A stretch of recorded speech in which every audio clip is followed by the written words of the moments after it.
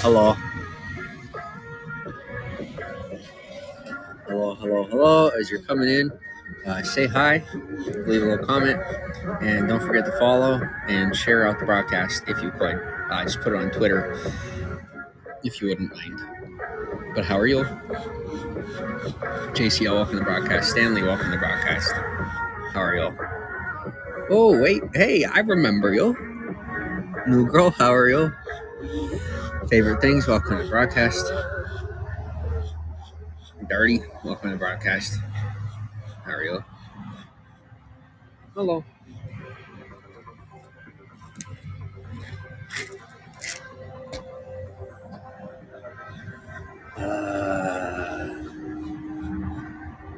Pain, go away.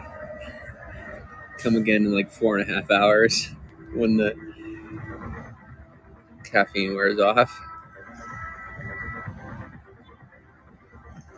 Uh, Mark, what's up? How are you?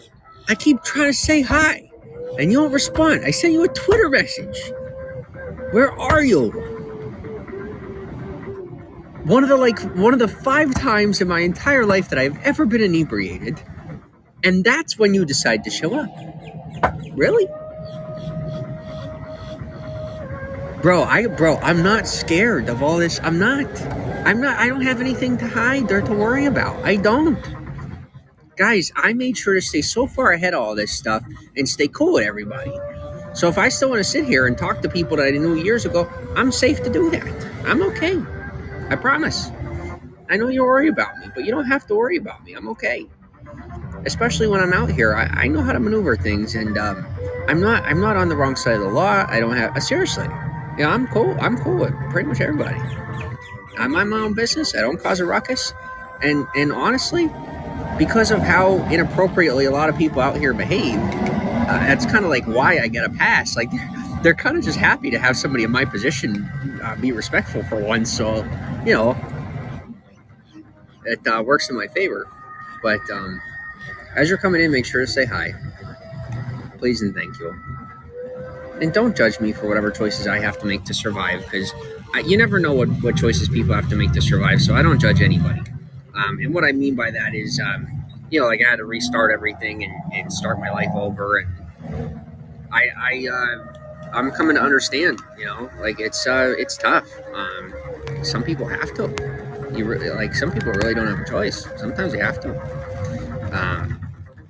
And I'm happy for people that don't have to.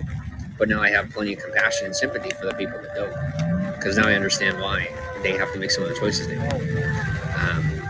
But I'll tell you, if you meet somebody that has to start over, and they're still making choices that are morally sound, those are people that really deserve your respect. Because I will tell you, having to start over, it is far more difficult to. Here, I have to unplug real quick. But it is far more. Let me say it this way: is the world challenges you far more to make healthy decisions when you're starting over, and it's much easier to get away with things that you shouldn't do. So for those that make healthy choices, even in the face of what some may call opportunity, it's only a hindrance or a temptation. It's always good to do the right thing. So when you do the right thing, even when you could get away with not doing the right thing, that's kiddo. This is a story of my life, literally story of my life. Somebody always, not you kid, you're cool. Just always somebody trying to be weird, but it's all right. I deal with it. That's my own fault. If I, that's something else I learned as I go forward is there's all sorts of people in this world and all sorts of people in this life, and we all have things that we're good at and things we're not. We all have our vices. We all have our strong points. And I mean, I know this is going to sound tough, but even the worst of stuff is, if you're judging, I mean, good luck to you, because seriously, like, the toughest thing is when you can't relate to it, and there's one of two ways that you're going to learn that you're wrong when it comes to judging people.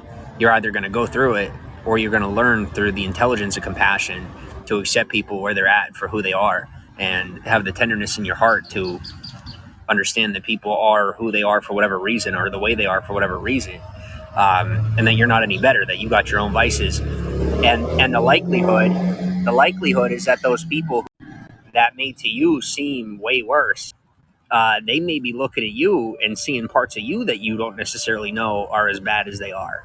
Well, I'm saying that for myself. It's like I have my own issues, and I can tell you is, I mean, I don't see myself as all that bad of a person. But whenever I look at certain people who are dealing with certain issues, or who do certain things badly, or like do what's called bad things, I look at them and I'm like, oh my gosh, like I can't, that's horrible. But the reality is, when you look at life in a subjective terminology, and you realize that there's different perspectives, the possibility there's a stark and acute possibility that that person is looking at me saying the exact same thing I'm saying about them, and that they see parts of how I am, my ugliness, and my own ugliness, that I don't necessarily recognize myself because I'm comfortable with myself. So my recommendation is to challenge yourself, learn about yourself, and come to terms with your ugliness, because we all have something ugly about us, and it's not necessarily about changing everything, because you can't. There's some things about yourself you're never going to change, but what you could do is find ways to turn it into beauty, find ways to reverse engineer it or invert it, and flip whatever your problem is and make it something productive for society, creative, and healthy for the people around you. For example, like my vices, okay? My vices are money and women, okay? And also like the ideology of having a family life, you know? And I don't know that I'll ever really have like a regular family life. I'm going to find some formulation of that'll work for me. But the reality is that I'm really going to have to finagle that and figure it out. But the desire to have one of those types of lives, that type of life, is so tempting for me, that to think that I could just fit right into that type of life, when I'm not built that way. I was raised that way, but I'm not built that way, unfortunately. I learned that lesson. So I have to fight that and figure out how God wants me to live it. How do I live this out? What is the formula that's going to fit a lifestyle that's healthy for a family that I want to raise and that I want to have? It's going to look different. That's just the way it is. But thankfully, we live in a world now, this beautiful new world, where there's the possibility of living more than one of two ways. Either rich or poor, or back and forth, or white or black. There's more opportunity to live lifestyles that were formerly considered alternative, like where dad isn't always home, and that's not necessarily how I want it to be. But I'll tell you what, if that's how it has to be, then it's better than not having a family at all. At least for me, like I said. But then my other two vices, like I said, women. I love women. I can't say that I've really ever been with many at all, but they're when I'm focused and doing what I'm supposed to be doing, they're technically considered a distraction. No offense, ladies, but realistically, they're not a distraction as long as I'm responsible. But like I said, that would be something that really pulls me in another direction. And then I could look at somebody else who, they don't have any struggles in those departments, but maybe let's say there's somebody, maybe they're a kleptomaniac, somebody that steals, right? And that's horrible, that's horrible. And yes, it is absolutely horrible. I can't stand theft, like actual theft. I mean, I don't have a lot, so like, don't take from me, but I try not to judge, because the reality is, like, I don't know what that person is struggling with on a personal basis. And sometimes I'll get upset because I'll look at somebody who steals, and I mean, literally, I'll see someone that is like a thief, like like either white collar or blue collar, and they're successful. They're financially successful. They got a happy, healthy family. And then they're skeezing off their boss for, 40 grand. And the boss finds out and doesn't fire him because, it's just 40 grand. What's the big deal? I mean, good for him. I'm not going to judge him, but I'm also not going to do that. But that doesn't make me better than him, that I'm not going to do that, because on the other spectrum is where, let's say I meet a lady and she wants to lay together, and it might not necessarily be the right time or place. And then my interest is to go ahead and take that route. And then that's my downfall. I'm saying? Like, maybe I get away with that. Maybe I'm able to, and I'm talking about, like, obviously, like, women in their 30s, 40s, and maybe we're on a plane, or I don't know, whatever. But my point is, might not be the most appropriate thing, but when it comes down to it, everybody has something that is what they hide or what their secret is. And me personally, I always tend to kind of just put stuff out in the light because it's an easy way for me to self-reflect, learn more about myself, and become a better person. And that's always my goal, is to continue to go on that path of enlightenment, gain more wisdom, and what do you call it? Always seek to gain more knowledge, and I like to keep my knowledge around the focus of my weaknesses. I like to say build on your strengths. I try to automate my strengths and just naturally work them out more as I go along because they're my strengths. I already know what to do. Well, when it comes to my weaknesses, it's like working out at the gym, right? Like I got a real strong back, a real strong shoulders, but what do you call it? But my biceps, right? I got strong forearms, I got strong shoulders, strong neck, strong back. My biceps specifically are weak. My biceps are weak. And so what I'll do is I'll isolate that workout and I'll work out those biceps on their own. Well, no different is in my social life, I will challenge myself to have female friends. I will challenge myself to be around women and learn more about just having, regular, appropriate, social, healthy female relationships that don't have to turn into a relationship, that don't have to turn into anything that leads to their place or mine. And, I've gotten much better with that. So my challenge to you is that whatever it is in your life that you want to get better with, it's an interpersonal struggle, interpersonal battle. And if it's something that you want to do, that you want to improve on, then improve on that. But recognize that if you spend your time around people who struggle with the same stuff that you do, they're going to try to pull you in another direction. It doesn't mean they're necessarily pulling you down. It's just like, I like spaghetti. I like spaghetti too. Me too. I got a relationship with food. I got a better relationship with food than I do people. My goodness. I don't think I'm just in love with food. I think food might be in love with me, and we just haven't had that conversation. I'm not ready. I'm not ready. Like, we're committed either way, so like, what's the big deal? It's like, there doesn't have to be a ring on it. You know what I'm saying? But anyway, thank you for the redirect. I get like super philosophical when I get like nervous, tired, and full of caffeine.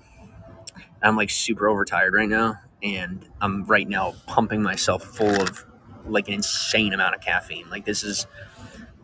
This entire thing is espresso, and I'm halfway done with it. But if I don't drink this, I'm literally gonna like pass out from pain. I'm not even kidding you. My legs and my feet hurt so bad. I'm like 90% sure I got stress fractures. They hurt so bad. Like, they hurt worse than, like, this is the worst pain I think I've ever been in, and I've been in a lot of pain. But I'm like, at the same time, it's weird because it's waking me up. Like I used to feel pain like this back when I was just, let's say I was very active, and that was just part of my awareness. That pain was just part of the process. It was just an exiting of weakness from my mindset, and focusing on my goals. And this pain that I've been experiencing has really been helping me to get refocused. So as much as I'm just like, oh, I just want it to stop, I'm also realizing, like, when the heck did I start complaining? When?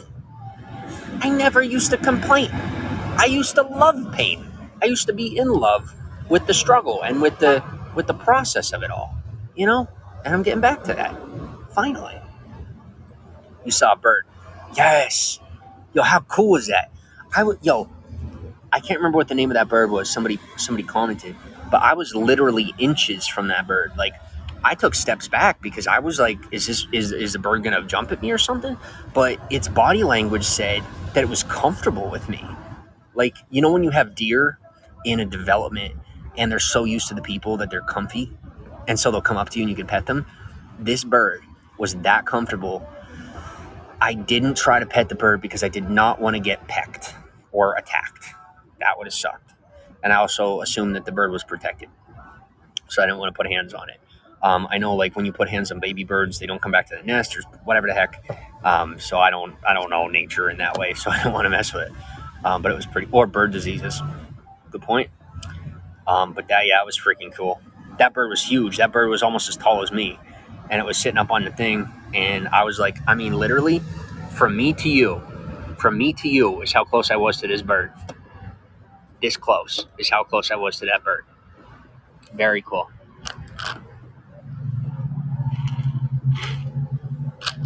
We broed out the Jonas Brothers for a good 30 seconds. It was fun.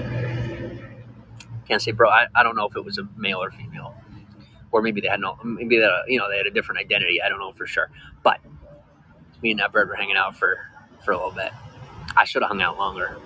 There was like other people around, and you guys know how I am. I'm like super private, and I'm pushing myself though. I've been more social than I've ever been my whole life, like in real life, not just virtual. So I'm proud of myself for that. But it's been tough. This has been really tough. I know I said I quit smoking, and dude gave me bro comes up. I can every now and again I get so blessed to meet somebody that's super cool. And just in this instance, somebody gave me something. It's not always that way. Like I said, I'm getting to a point where I don't have to have people be giving me charity. I don't want it to have to be that way anymore.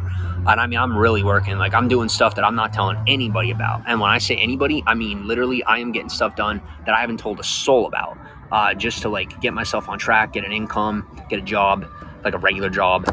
It's probably gonna have to be virtual, but like I'm gonna go to college. Like, I'm doing all the stuff that I want to do, except for the first time I'm not telling anybody, because literally for the past, like, since I was a freaking kid, I have just had to struggle and fight to be able to complete anything. And then people get in my way and literally will trip me up and stop me or distract me, and I would let it happen, and then turn around, and it's not their fault, but like, I mean, I shouldn't have to not tell anybody anything just to get something done.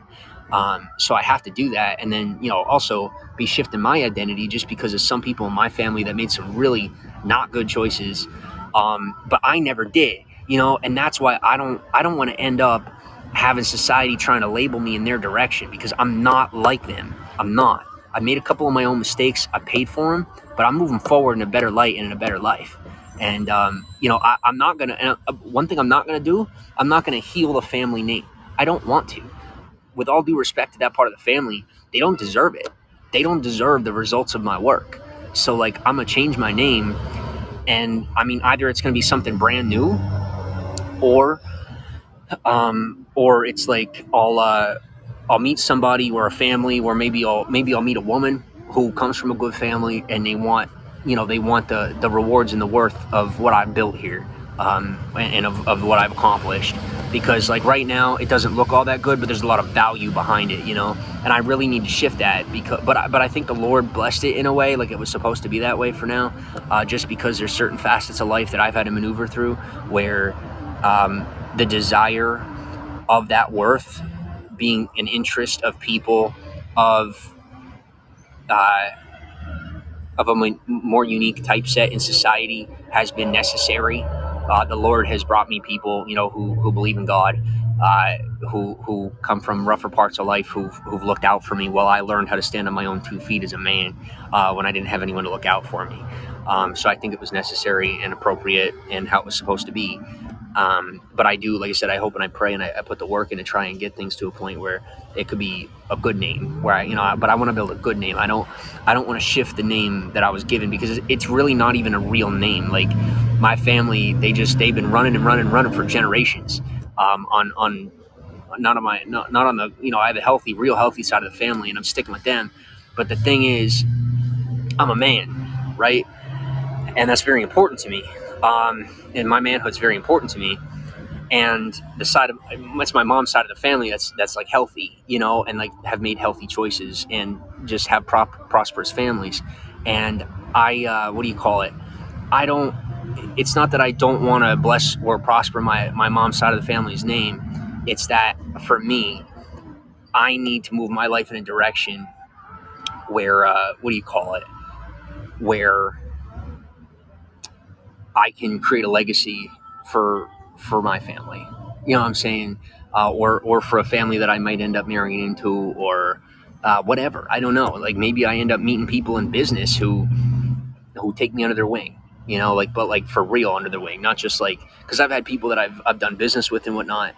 But maybe I find somebody who is really on par, and trying to get that kind of thing going. All right, we'll see you, new girl. Thanks for being here. Birds are dinosaurs. I know, right? I love dinosaurs, personally. If I were a dinosaur, I'd be a velociraptor. Sorry, I'm a dork. But anyway, I'm ranting. But yeah, I'm not gonna quit. I'm just not. A Velociraptor, yes. Get it? Like a Velociraptor, except like flossing your teeth. Velociraptor. Come on. Come on.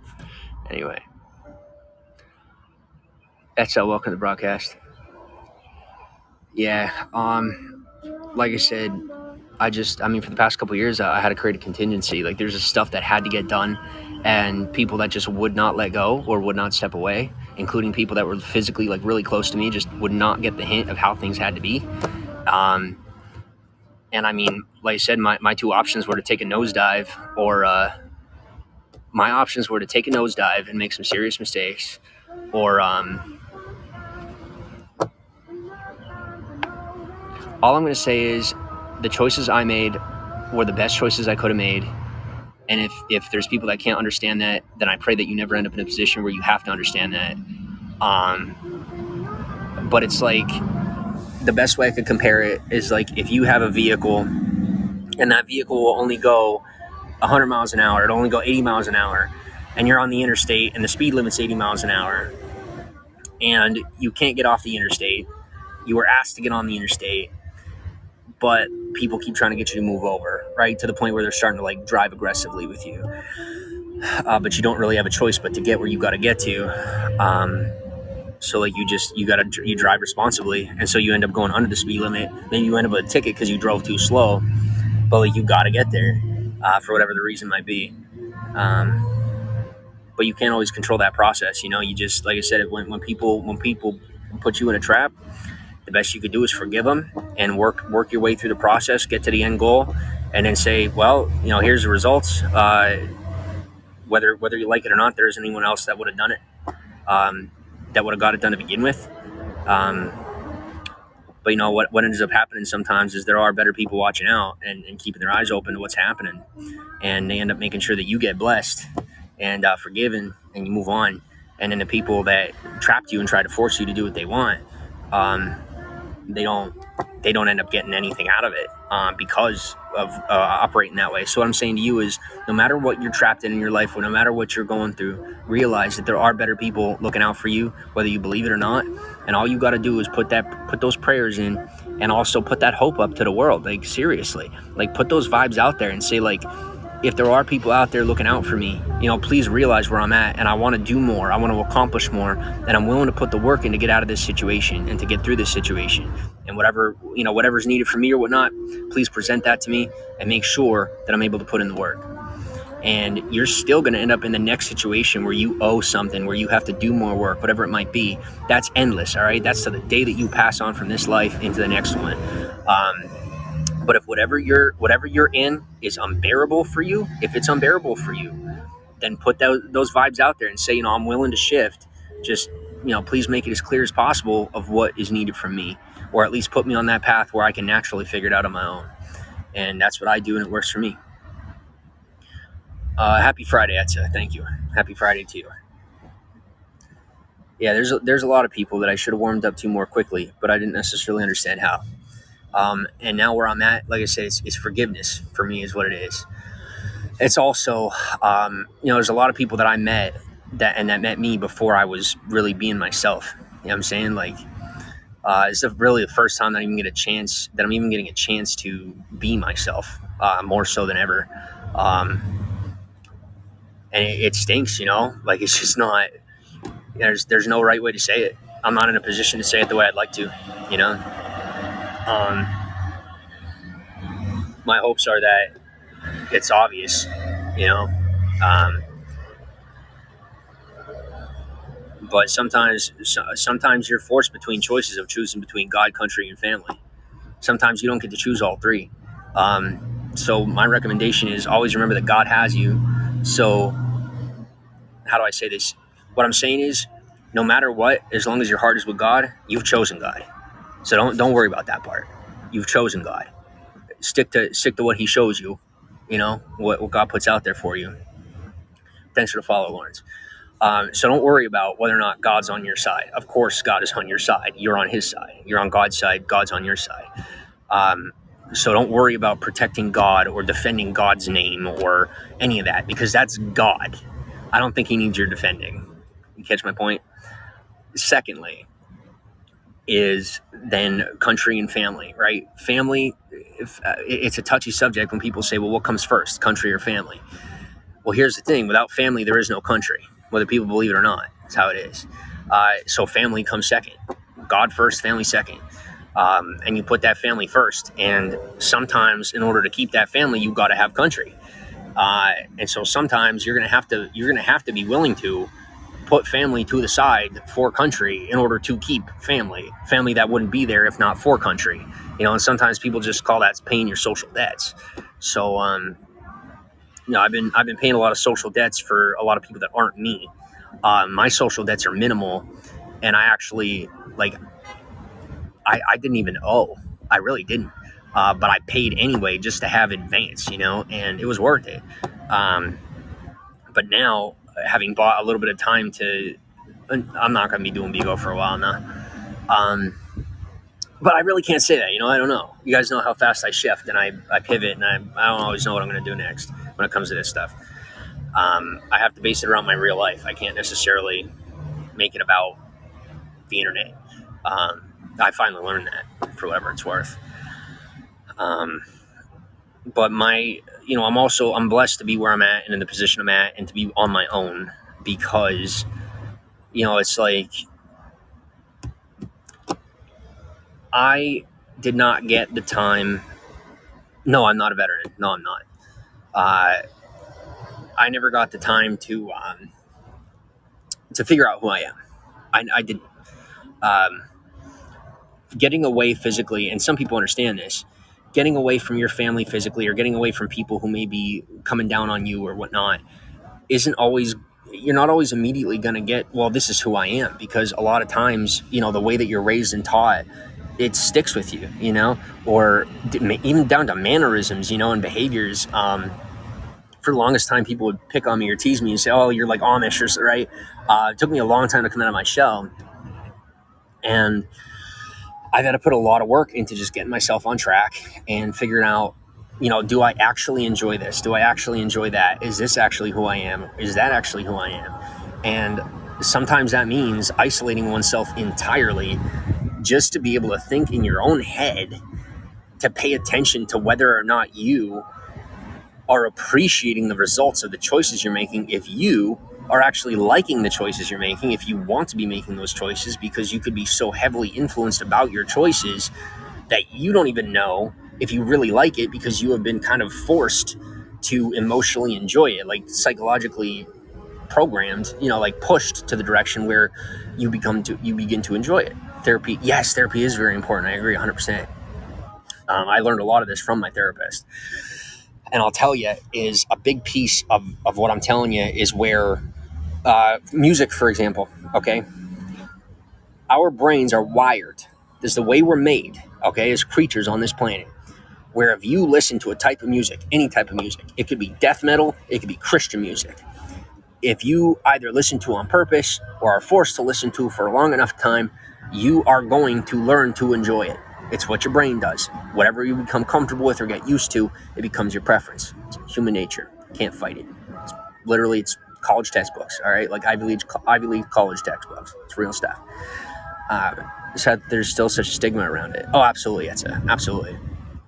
I think therapy has become something that's far more widely accepted nowadays. But in the more isolated parts of, well, really, I should say in this country, like a lot of the world has kind of come to terms with that and realized the importance. But it's ironically here in this country where we kind of like did the work to destigmatize and normalize the ability to have these open conversations with neutral parties. Where there's still that stigma, yes, therapy is a good thing, but you do it. Yes, opening up is a good thing, but you do it.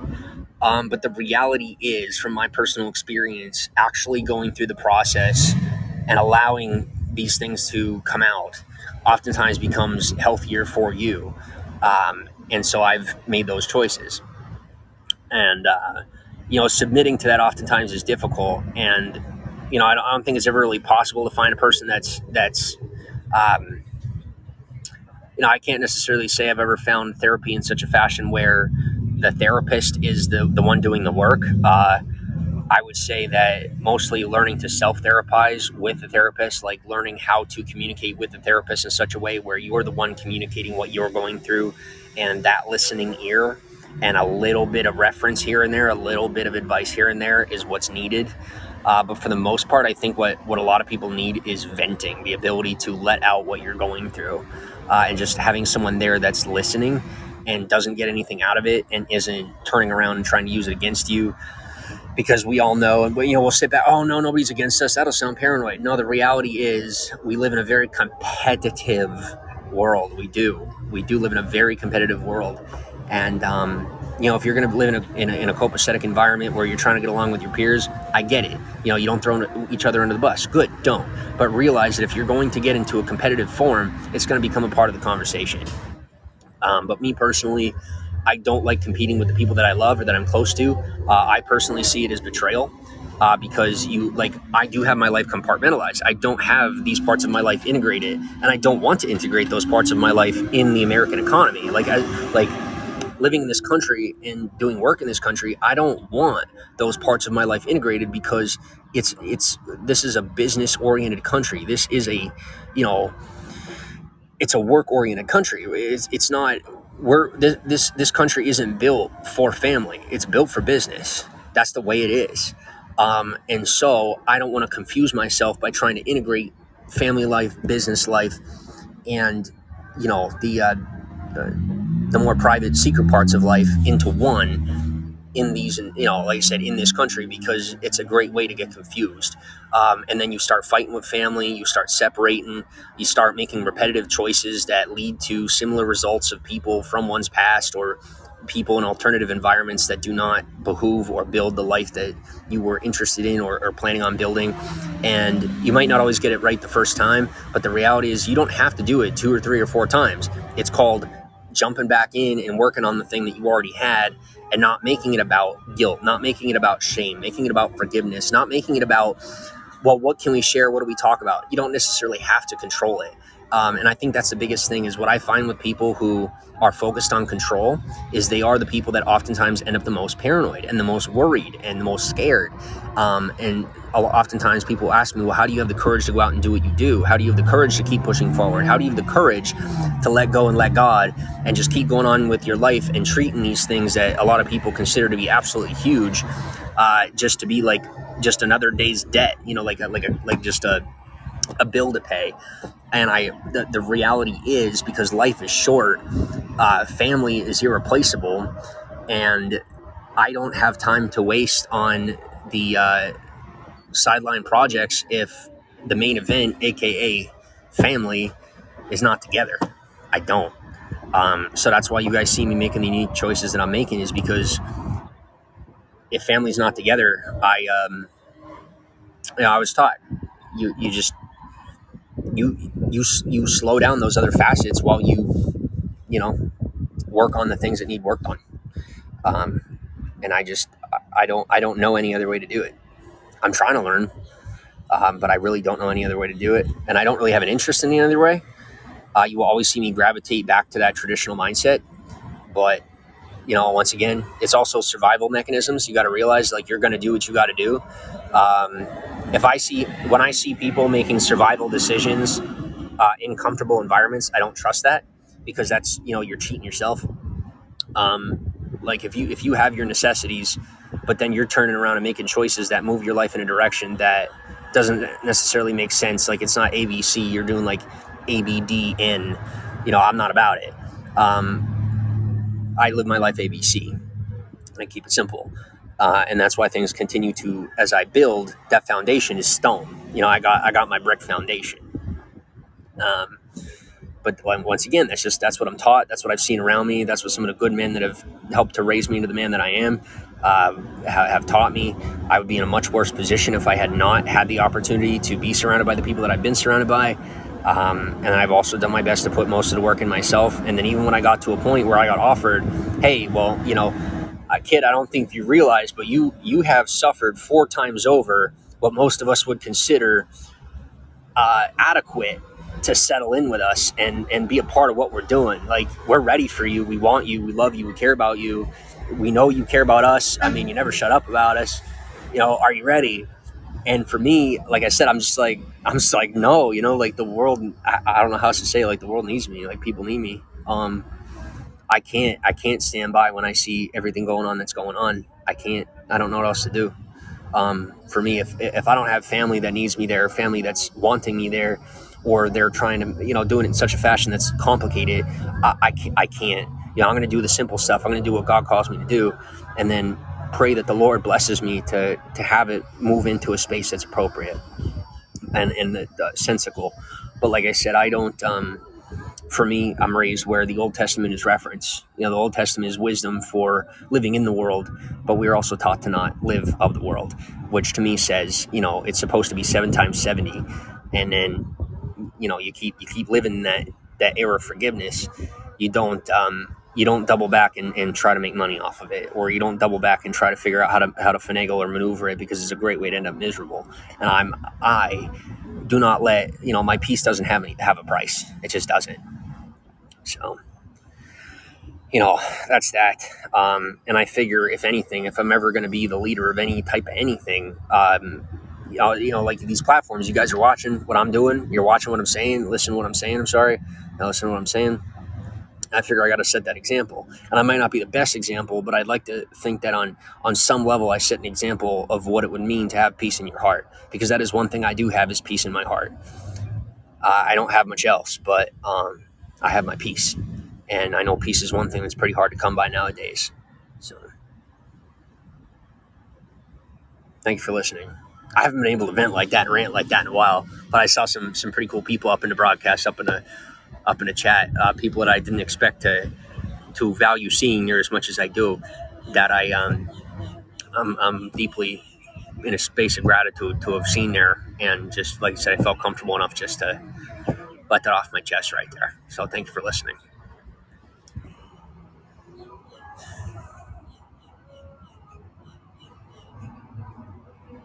Jasmine, welcome to the broadcast. How are you? And thank you for saying hello, if you're still here. Or you end up in a social echo chamber.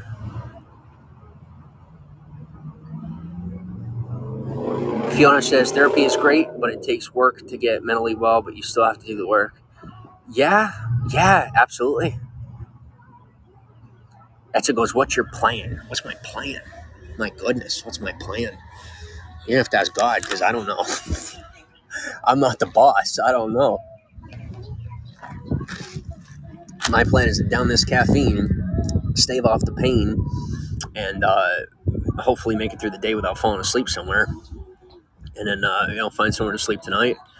And like I said, just keep working on my repertoire and trying to get my life into a position where I could, be lucrative in some fashion. Like I said, I do thankfully have a plethora of socioeconomical resources, and I have been plugging that in places that what I'm finding out the people that I love and care about don't even know exist. I'm like, well, I could either explain myself and sound like a nut, or just keep doing what I do. But at the same time, this isn't Mission Impossible. You know what I mean? Like, I'm not Tom Cruise, and the person you love is freaking off and oh God, no, like, this isn't Mission. This is real life. So the fact of the matter is, I'm just putting in that work. And then, like I said, if those small time languages of currency are what's required to recognize the value, then I guess that's how it's going to have to be. You know what I mean? Like, I don't think people realize how much I love them and care about them. But I am willing to go and put my life in that position to be able to prove that, and do it sooner than I had planned. But I'm not doing it for them. I'm doing it. I'm doing it for me. I'm doing it for them at the same time. But I'm just doing it in a time frame that I didn't necessarily expect to be doing it. But ironically, it ends up that it's working out better. Whereas if I had continued to do things just my way, I probably would have burnt myself out and been dead in my 30s. But this shift that I'm making has definitely been giving me a healthier pace, and that I've been making far more responsible decisions. So, but I've also learned, like, I don't even really tell people the decisions I'm making. Really, I don't, like. That's what's different now. It's like, I used to be, oh, look at me, I'm special for being normal, for whatever the heck reason I had in my head. I don't know, but now I'm just doing what makes sense because it makes sense, and I don't really talk about it. Um, but if you guys want to know what I'm up to, like I said, I'm not in a position to really share all that much with you. I'm just not. But pretty soon I will be, thankfully. And then even then, I've learned to value my privacy and value my personal life.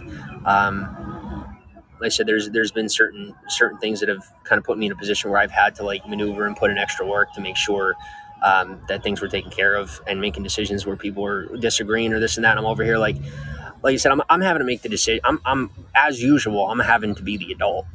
And then like it's just so many people. They're like, well, an adult has a 9 to 5. And I agree. But an adult also puts like those value sets and those priorities in the appropriate places. But what I'm realizing is a lot of people don't have the ability to see life on the macro. They see life on the micro, and I get it. I understand the micro, but the reality is, if you don't take care of the big picture, then the small picture starts to get fuzzy. Um, if you don't know the rain's coming, if you don't look at the weather, I mean, I was raised knowing this stuff. Like if you don't know the rain's coming, then you might not know to go sit under the awning before your phone gets wet. So you get my point. I'm the guy who I know the rain's coming, and not like not like biblical, philosophical, like literally. Like I could feel when the rain's coming. Like I could feel that there's more weather coming our way. That's going to be a little more rain. But I also, I got those senses societally. Like I understand how society works, so it just is what it is. I don't know how to describe it to you. So I take care of that kind of stuff. But then, like I said, people just, they don't want to hear it. So I get it. But that's my fault because I chose to involve myself with people who are not in the loop. I chose to involve myself with people who are more selfish and who see these facets of life and of society and of nature as a way to get what they want, instead of things that are supposed to be left alone. Because the reality is, that's what it really is sometimes like there's stuff you're not supposed to mess with. Like the most that you're really supposed to have an involvement is where you understand what's going on, and that gives you an opportunity to maneuver the society. You know what I'm saying? Like you're not really supposed to mess with it, because it messes with people's lives. For example, if I'm sitting, let's say, and I'll give you like let's bring it down to real terms if I'm sounding out there. But in real terms is like, let's say that I'm hanging out at Starbucks, and there's a dude that likes to hang out at Starbucks in the corner where the plug is at. And let's say dude comes every single day and he does his work in that corner. Well, if I gotta have that corner, because I know what's going on, and I can come take that corner. Well, I didn't win. Like that's his spot. It's not my spot. You get what I'm saying? So like I trusted God's plan, and I sat where I was supposed to sit, with the phone I was supposed to have, plugged in where I was supposed to plug in, and then some bullies came around and freaking knocked me out and took stole my spot. And then I'm told that I'm weak for not fighting back, but I was raised and taught that if somebody tries to fight with you, you don't like. I was taught not to, and I know I made the right decision. I know I did. Um, but like I said, now I stand up. Like I understand my position of responsibility that the Lord has blessed me to have in my life, to be a little more of a decision maker. Um, but like I said, I was raised and taught that to back down from fights. You don't fight. And that you teach your family that is that if you want to be able to stay out of the rift of violence, and you want to stay out of the rift of fighting and the turmoil, it's by staying out of the turmoil. And if someone's coming and taking something from you, well, you pick up your bags, you take your family, the people you care about, because you got God in your heart and you're doing the right thing. And then secondarily, you take that piece of it and you take a walk. And like I said, you're not going to do it perfect, but you do the best you could. And then when it comes down to it, whatever you're left with is what you're left with, and you got to leave it. You got to leave it up to the Lord. Um, and then, just like you said, just where it's available to you. If there's a spot that's not taken, it does that. That's where it might be considered a gray area.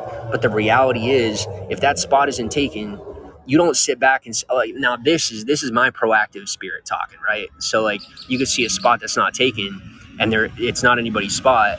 So while that's prepared for somebody, or we prepared that for somebody, well, what if that person is me? Like people always like, did we expect our Lord? Or what if that person is you? Did we expect our Lord to be who he was? No, of course not. we all prepared a place for a king and a god, and we got a beggar. And then we said, that's not him. There's no way that's him. That can't be him. That's not his place. No way. Put him up on that tree. Well, what did they accidentally do? Put him right where he belonged. So, when you're within the Lord's divine plan, the fact of the matter is you're going to end up right where you're supposed to be anyway.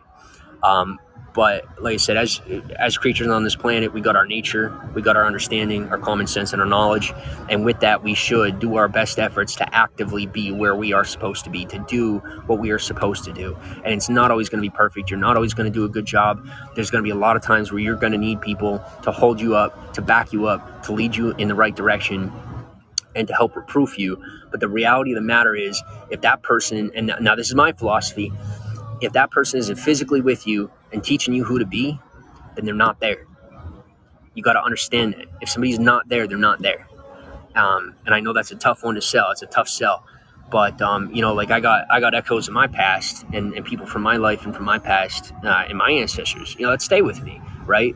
But the reality is, I will literally choose the stranger in front of me over my ancestor when it comes to the advice, if I'm giving advice, because somebody will be in front of me. That's real. That's that where two or more are gathered, right? It doesn't say two or more are gathered in spirit. It's two or more are gathered. So when someone's in front of me giving me advice, I listen.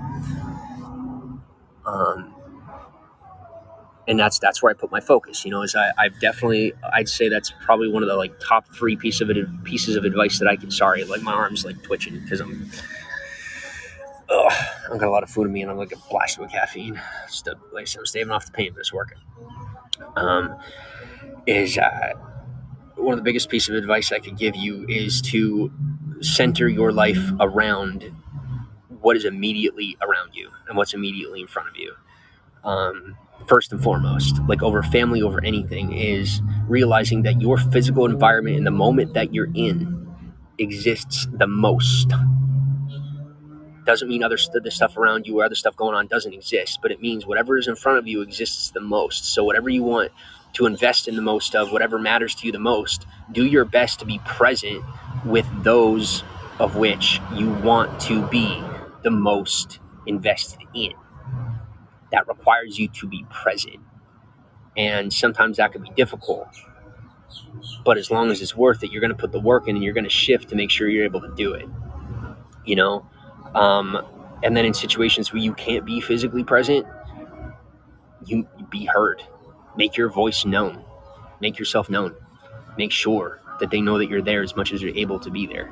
Whether you're invited or not, if there are people that need you and you know they need you, whatever ways you could be there, you be there. No matter how it makes you look, no matter how it sounds, no matter what they think of you, do the right thing. It will always turn out the way it's supposed to. I could tell you that I would be sitting somewhere very different right now if I were not making the choices that I'm making, if I were not saying that I know what's right and I'm choosing to do what's right anyway. I would be in a very different spot right now, trust me. But the Lord's divine plan continues to see me through, and I don't always know where I'm going to be or what I'm going to do. I don't just live on the seat of my pants and not try to plan anything or use logistics or my intelligence. I use the smarts that God gave me. At the core of who I am, I use my faith. I use my faith in God. And they say, walk by faith, not by sight. I agree with that. But realize that the Lord gives us our sight. So use it.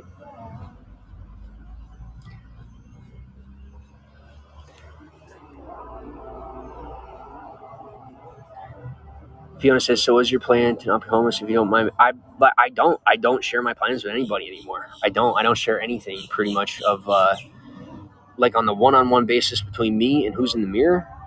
I don't share anything for the most part. I don't share anything at all with anybody about what's going on between mano a mano, between me and me. I don't, because it ain't nobody's business. And sharing what I might be doing affects more than only me. And, I hope you guys realize that too, is whatever code you live by, if you're selling somebody else out, you're selling yourself out. And I hope you realize that, because that's the truth. Always. Yeah, absolutely. If you sell out somebody that's in your environment, whether you agree with them, whether you live the same way they do, whether you couldn't even get along with them, they could be your worst enemy. God says, love your enemy. You really want to love your enemy, don't sell them out. realize they're not your enemy, because there's a possibility that you're going to see them in heaven. If they may be your enemy on earth, but if they're baptized, you're going to be seeing them there anyway. You guys are going to get along one day. So why not do your best to get along now?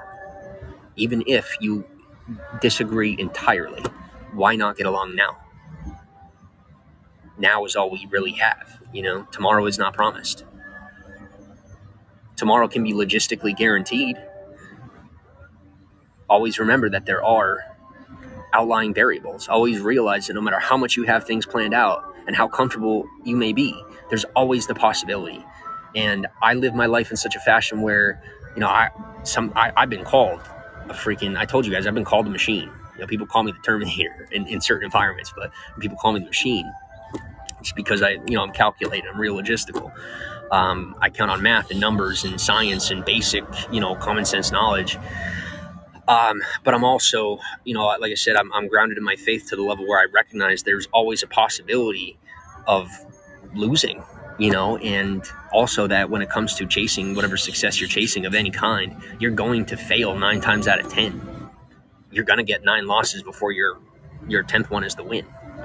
It's almost guaranteed that you're going to lose most before you get one of what you really want. But at least then you have one of what you really want.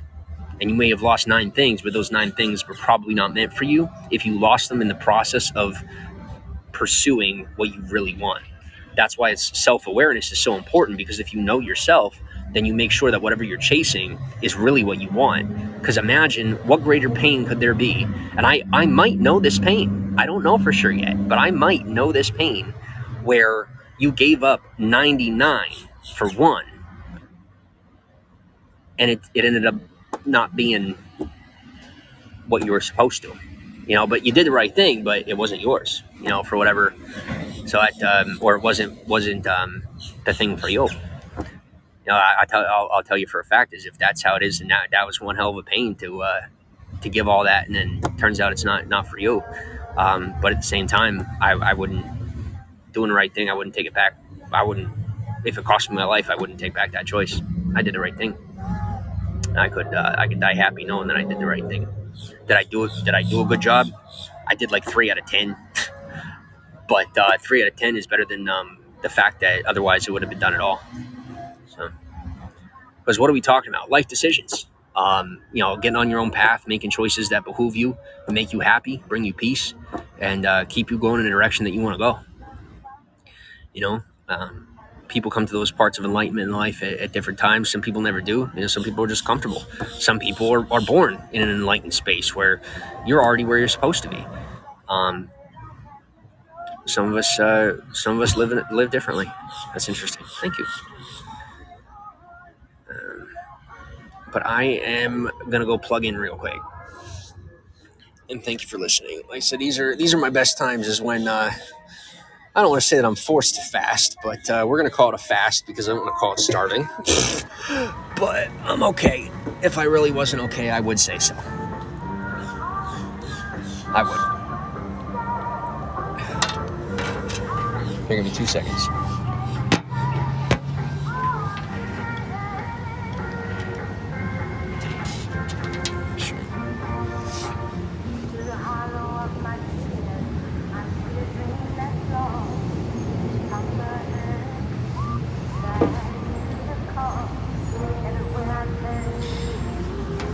It's some people want you to do the work for them, but I'll tell you, there's a lot of people that don't understand. Like, you can't, there's people who literally can't fathom what I'm about to say, and I can't fathom how people can't fathom it.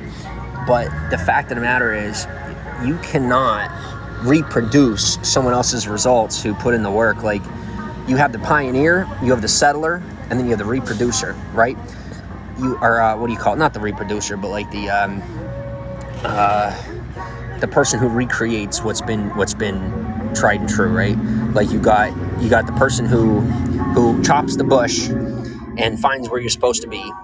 Then you have the person who settles where you're going to be, and then you have the person who comes in and sees the settlement and says, "Oh wow, that's impressive. I'm going to go ahead and I'm going to reproduce that for myself," right? But the fact of the matter is, the pioneer cannot do the job of the settler. the settler cannot do the job of the reproducer, and the reproducer cannot do the job of the either. And either one of the three can't do the job of the other unless you got one actually doing all three. Like, and that's rare. That's a MacGyver. It does happen, but the fact of the matter is, you if you're not going to do it, you can't do it, and you're not going to be able to get somebody to do it to your specifications. And if you're somebody who's trying to get somebody to put things the way that you want them, they're not going to get put the way that you want them by doing it your way. Like, you're not the one who knows how to do it, so it's not going to go the way that you think it would go to accomplish it. Like, you can't theorize those results. You can't theorize the process that leads to those results. Even if you have an applicably reliable process, you're looking for results that are anomalitic, possibly making up a word, but like, you're looking for unique results. You're looking for results that create variables that are new to whatever typeset you're trying to set in. And it's not gonna happen in such a way that's you're familiar with. Maybe to like a 30 to 40% degree might be familiar, but the rest of it is gonna be unique, and it's gonna have its mistakes. It's gonna have its anomalies. It's gonna have 5, 6, 7, 8, 9 different retakes, or times that you're going to have to do it over, and that's just the way it is. So if you're someone who's trying to build a life where it's already familiar, don't try to experiment. Don't be trying to play with things if you're not ready for something that's different. But if you want something that's going to work, then stick to what you already know is going to work. And if you're someone that's trying to get faster results, realize that if you shortcut, or you cheap out, or you try to go another direction, look around you and make sure you're not simply reproducing a life that you already saw not work for someone else. I fear for people who I see making decisions that already have like tried and true results and obvious like where their lives are going to go. Like, if you're living in an anomalic life, if you're living a unique life, you're going to get unique results. You might get that might be similar to certain facets of what people are familiar with, or try to label you into to familiarize you or to feel comfortable with you, so that they understand you and you're relatable. But the reality is, you're still going to come out with unique results.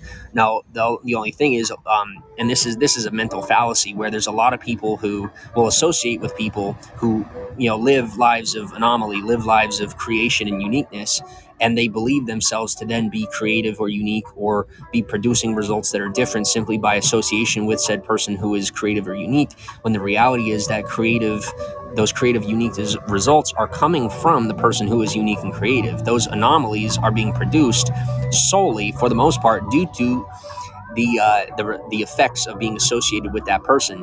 And if there's people that want results from that person, or want things from that person, you don't shine a candle by putting a basket over it. You know what I'm saying? Like, if you want what you want from that person, you got to help you feed oxygen to that fire. You don't put it out. That's not how you. Well, I'm gonna capture the candle and then I'll light it myself. It's not yours. It's God's. It belongs to God. It don't work that way. So that's where you have to become more patient, cooperative, and realize that you might not have all the cards that you think you have, and that there might be a joker sitting there in the deck and you're not ready. But like I said, especially with people who have been living lives that are tried and true, and they're familiar with, and they have decisions that have always worked out for them, it can be very difficult to help create that mindset shift of understanding that you are now dealing with someone who may be less experienced than you, or understand or know less than you, or may have produced less success or have a lower success rate than you. But when it comes down to it, that person still has a much higher success rate in the realm of what you're attempting to get from them, and thus you're going to have to make deals with them and humble yourself in order to get what you want from that person. Even if what you're seeking from that person isn't a traditional typeset, they're not going to land into that trap. And if they do, they're going to end up innovating their way not only out of that trap, but they're going to find a way to invert it, turn it around, and reverse engineer the entire situation into something that behooves them. And then before you know it, they own your situation, and you did it to yourself just by trying to entrap them. So my recommendation to people who are trying to, figure out how do you put a genie in a bottle, you don't. That's your answer. You don't. You learn to barter. You learn to bargain. You learn to have those conversations and to work with people who have things that you don't. You don't try to turn around and say, how do you fit into this box? Because if you can't answer me how you fit into this box, no, you're trying to play a role that isn't yours. And if you want something from someone who's creative, then you have to have a creative conversation. You have to be very open in order to be able to get into those spaces and those positions, but also realize that person may be the creative, but you might be underestimating their ability to fit into said box to begin with. So if they are able to do what you do and able to do what they do, and then you're turning around and trying to tell them that because you have seniority in your space that they owe you, the fact of the matter is you may owe them and you don't even know it because you're not familiar with what they do or how what they do affects the society that you live within or the space that you live. For all you know, they're the ones paying your bills in just such a fashion that you're not familiar with or understand. So, when it comes to that and people don't understand it, I step back, I wait, and I kind of let them figure it out for themselves, and I move along while they figure it out so that it doesn't create turmoil, and let them come to terms with it. Just the only thing is, me, no different than anyone else, is I'm just as impatient as anybody. My patience level is no different than anyone else, so sometimes I could get impatient and be like, I'm not looking like some people want to compete or well, do we have a stalemate or how's this? Like, I don't compete. You don't understand. Like, being a creative, you don't compete. It's everything is art. Everything is beautiful. And it's about how you look at it and what you're willing to look at what certain times. And kind of just waiting for people to come to the acceptance of coalescence and coexistence as opposed to the competitive.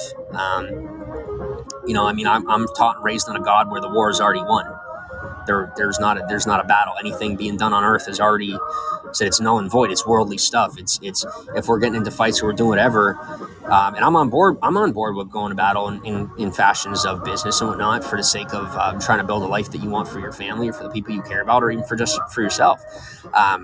But remember, don't get your soul invested in the worldly battle because you're already going to heaven, and the only thing you need to worry about is whether or not your bills are paid. And as much as that might seem like I downplayed that, the fact of the matter is you're more likely to get your bills paid if you take yourself less seriously. And that's the best way I could say it. So I don't take myself very seriously, but I do take the people around me seriously, and I take the world seriously. Don't underestimate your adversary, and don't underestimate the market. Realize that things could flip on you at any time, and I always remember that. I really do. And that's mostly how I stay ahead in my own space, is just by remembering that, winning is not always the option. Sometimes just being able to be a good loser makes you a winner.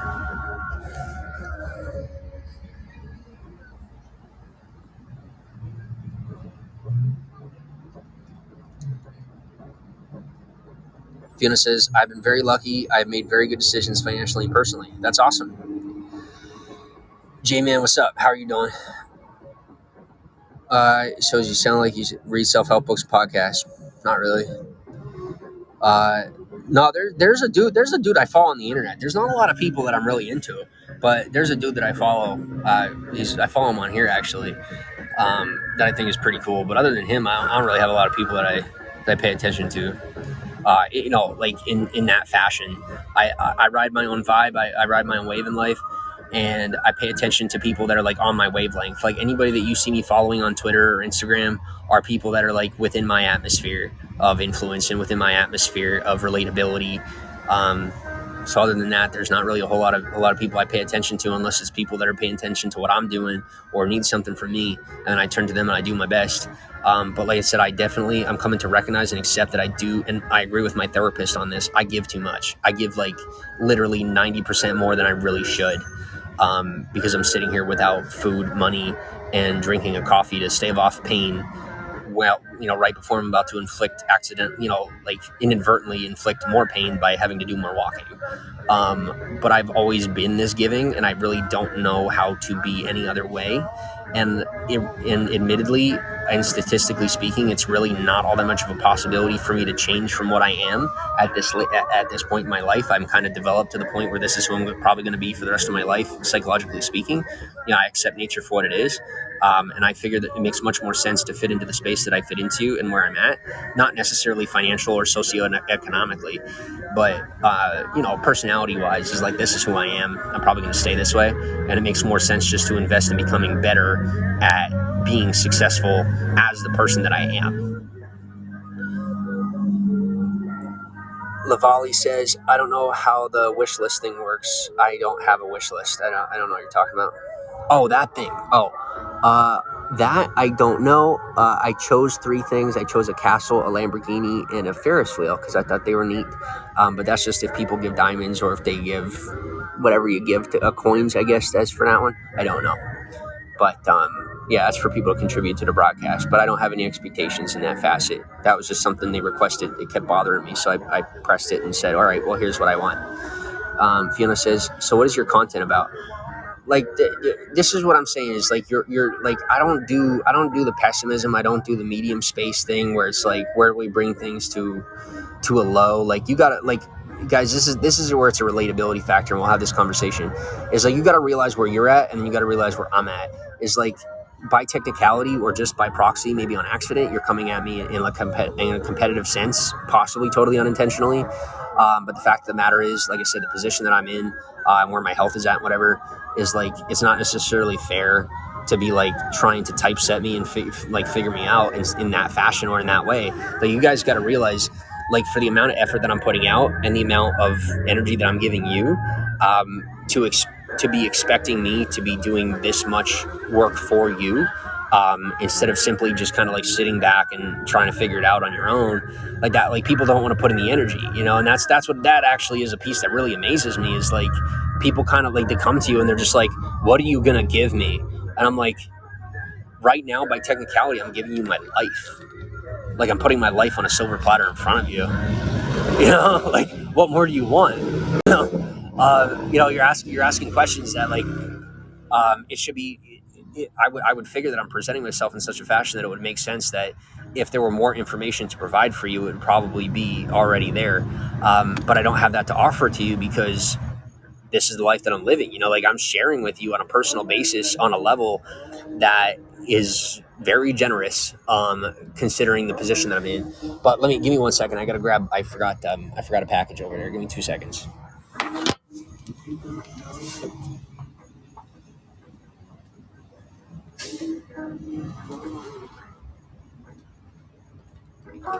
And do I think good of myself for doing that? I didn't used to. I used to say, oh, that's just, that's just, you got to be. And that's, no, there's generosity, there's being a good guy. And then there's the realization that if you're giving more than 100%, expect something in return. Give freely. But if what you're doing isn't just giving, which it's not, because I'm live streaming, right? It's not charity. I'm not a charity. Realize that having an expectation of return, considering it's a business type, it is what it is. That's fair. Like, do I want people to give me something? No, not financially, but I do expect people to do their own mental work. If I'm going to be out here and, having these intellectual conversations with you, then you're going to have to meet me halfway. And if you can't if you can't handle the heat, don't be in the kitchen. So as usual, and per common when it comes to, my life and the people around me and even online, is if you can't stomach me, don't put me in your mouth. All kinds of sono if I'm interested in what you offer. Well, this is my point, is like I am literally, take me as I am, and you either like me or you don't. Whether it's online, whether it's in real life, I've never been one to explain myself to people, and I never will be. Like I said, it's personality. Like if you like my personality, stick around. If you don't, then don't try to force yourself to watch. Is what and that's actually me kind of trying to look out for you too. Is to say, if you got an interest in hanging out with me in general, then cool. Hang out in the broadcast. But if you don't, or if you gotta ask yourself, or you gotta ask me whether or not you have an interest in me, then you don't. You might not. You might be forcing yourself to be here. Or maybe someone just kind of taught you that you should be that way or be asking those questions. But the reality is you don't got to ask any of those questions at all. If you like hanging out with me, I appreciate having you here. And but if you got some form of discomfort or something, then I'm probably not for you. Like I said, I'm on vibe with people who are on vibe with me, and people that aren't on vibe with me, they're not on vibe with me. And that's fine. You got your own vibe.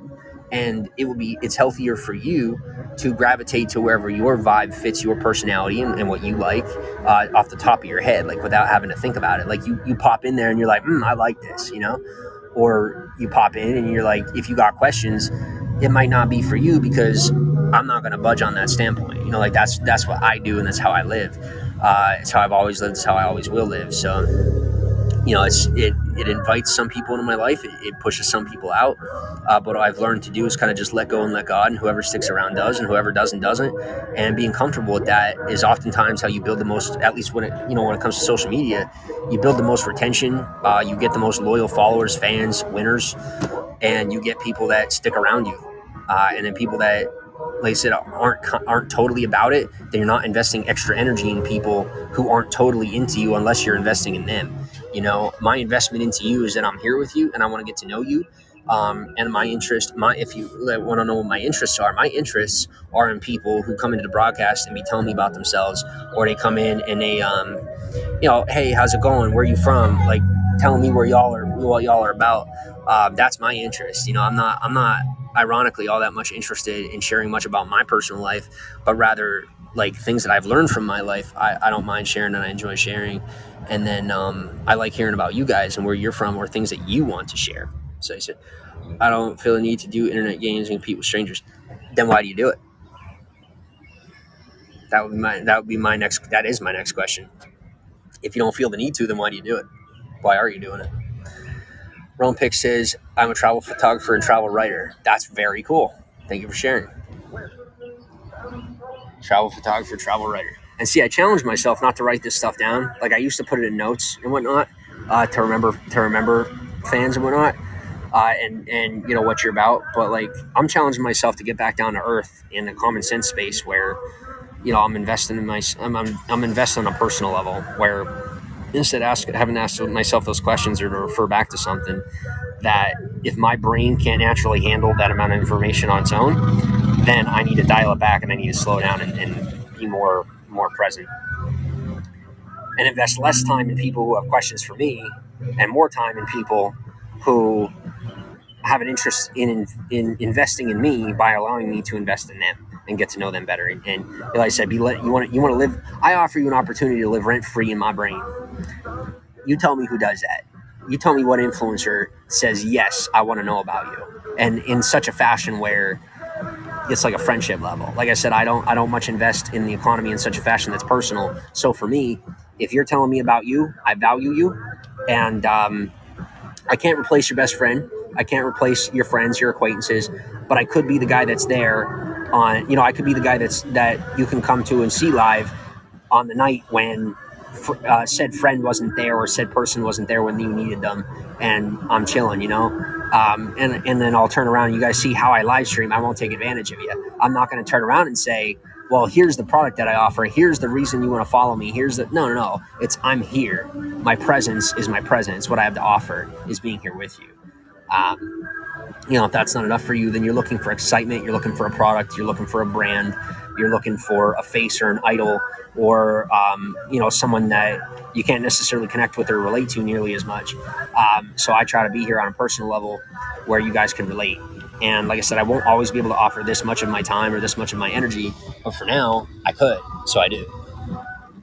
And we're gonna have on and off showers for the next couple of hours. So as long as I'm able to keep my phone charged, I should be able to keep live streaming with you. But I don't have any promises. What I do have is a half a cup of coffee, so that should last me for now. And then I'm hoping that I'm able to hang out at least until the rain passes, which should only be a couple of hours. And then after that, then I'm gonna head out, and I got my own plans. So. But I'm finally to the point where I don't really have anybody that's interested in my personal plans, like a whole lot. Like I don't have people stalking me much anymore, which is really, really refreshing. I was going to save my last cigarette for a 75-cent bus ticket, but let's see if I could trade somebody for a bus ticket. But I am stressing pretty hardcore. And so I'm going to see. I don't know if Starbucks allows you to smoke or not, but I'm going to ask and find out. And if not, then I'll save it. But yeah, that's another thing is I feel like I live. People say this to me is like I grew up in the wrong generation, or like I grew up in the wrong time frame. And some people call me old man. Like I do. I really feel like it sometimes. Like because And especially after paying attention to the decisions that I make, paying a little more attention to what decisions I make, I do kind of like live in it. Like I need to catch up with where I'm at. Time, like, we are in the 21st century, and I need to remind myself of that sometimes. Fiona says, yeah, okay, yeah, no, like I said, I just, and I also don't have time for like attention leeches and stuff like that. I really, like I said, I kicked them out of broadcast because when we're running this broadcast, one a mistake I made in the past was I would say, well, this broadcast is about us, and it's not just about me, and I'm going to put the focus more on you guys. Well, if you notice, I didn't say that this time, right? I said something similar, but it's more where I realize and accept, like, hey, my name's on the broadcast. This is my broadcast. It is about me. I make my best efforts to include you as much as humanly possible, but I am finally giving myself the attention that I deserve. I'm finally giving myself the time and energy that I deserve. And I'm finally allowing people to follow and be fans and be winners the way that you guys have wanted to for the longest time. And I didn't realize how much I was robbing myself and also downplaying you guys and not giving you guys a fair shot in the broadcast by like putting too much attention on you when you didn't even want it. And I didn't know that. And I created, I ended up with so many people that just were dissatisfied with me because I wasn't doing things the way that already made sense to do. And I was just like trying to recreate the wheel. I know I'm over that. And all I'm doing, I think I was just afraid to challenge my pride. I was afraid to challenge myself to stay humble. But I have now at this point been humble to the level where I can receive what you are offering to me and also keep myself grounded. And like I said, that's I have some really good people to thank for that, and I pray to God I never have to be humbled like that again. I really don't have to be. I will challenge things here and there for business reasons, but like I said, when it comes down to it, I really don't fear demise in those perspectives because the fact of the matter is, there aren't a lot of people that have the mindset that I do, and most people, it's barely competition at all because people have a lot of distractions. They have a lot of things that, and you guys know, like my brain operates on 2 or 3 things at a time total for the entirety of my existence and what I do. Like survival mindset is what like my existence, and whenever I plug that into the economy and I plug that into, these opportunities, there's no competition. So I don't fear it anymore. I find ways to invert it. People thought they could slow me down by getting me off of here or this or that, and all they did was end up accelerating my process and like multiplying my success further societally on accident. But it's that small thinking mindset, like that group think. You could get and don't underestimate the small guy. Don't, because if you get enough small people, they could take you down. They could. People tried with me. And the only reason it didn't work was because, like I said, is I humble myself and I say, hey, I recognize you guys have the ability to win. So do me a favor. How do we figure something out where we could work together? Because although I will win in the long run, even this short term, I see a much better opportunity to work together than to give you this win and win later. I would rather keep winning and invite you into that win. And so that's what I did, and it worked out. Thankfully, that negotiation worked out. But I'll say to you guys is never underestimate anybody, whether they're bigger than you, smaller than you. You never know. I've had moguls, and when I say moguls, I mean billionaires, and not exaggerating. I don't do drugs, so I'm not like high. I mean literally, where that they could not get one over on me. I'm not even kidding. We played the game and it was fun, and I won the chess game, and it was awesome. But then I've also had druggies off the street put me in my place in a quarter of the time. So just don't underestimate anybody because you never know what somebody's capable of. If you need to focus your time and your effort and someone's bugging you, it doesn't matter who it is, stand your ground and respectfully make sure they understand that you don't have the energy to offer them right now and that you're thankful for their either acknowledging you in a challenge or either that they want to work with you. But the fact of the matter is that you need to focus on yourself and working on yourself right now. And so you do. And most oftentimes people will respect that and leave you be. It might take a little extra work, but they will understand and respect that. And they'll end up liking you more because, you gave them that respect that they deserved that maybe the people around them aren't giving them. Rush, welcome to the broadcast. How are you? And hello. Romepick says, with live streaming and easy to edit photo and videography apps for social media, you can make money. Yes, you could. That's another piece of it. I am very grassroots, and I am someone who makes an effort that when it comes to digital processes, I do like to automate as much as humanly possible. Whatever technologies can make things move more quickly for me, I like to do that.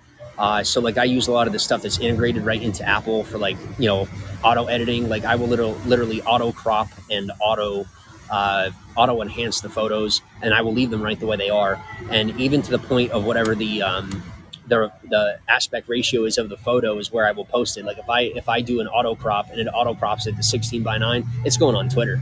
If I have auto crop and it goes 9:16, it's going on the Instagram story. Auto crop to a square or a 4:3, it's going to Instagram. I don't put a lot of thought into it. It also keeps me efficient. Now later on, it'd be really cool to be able to be more involved. I love taking photos. I am a photographer.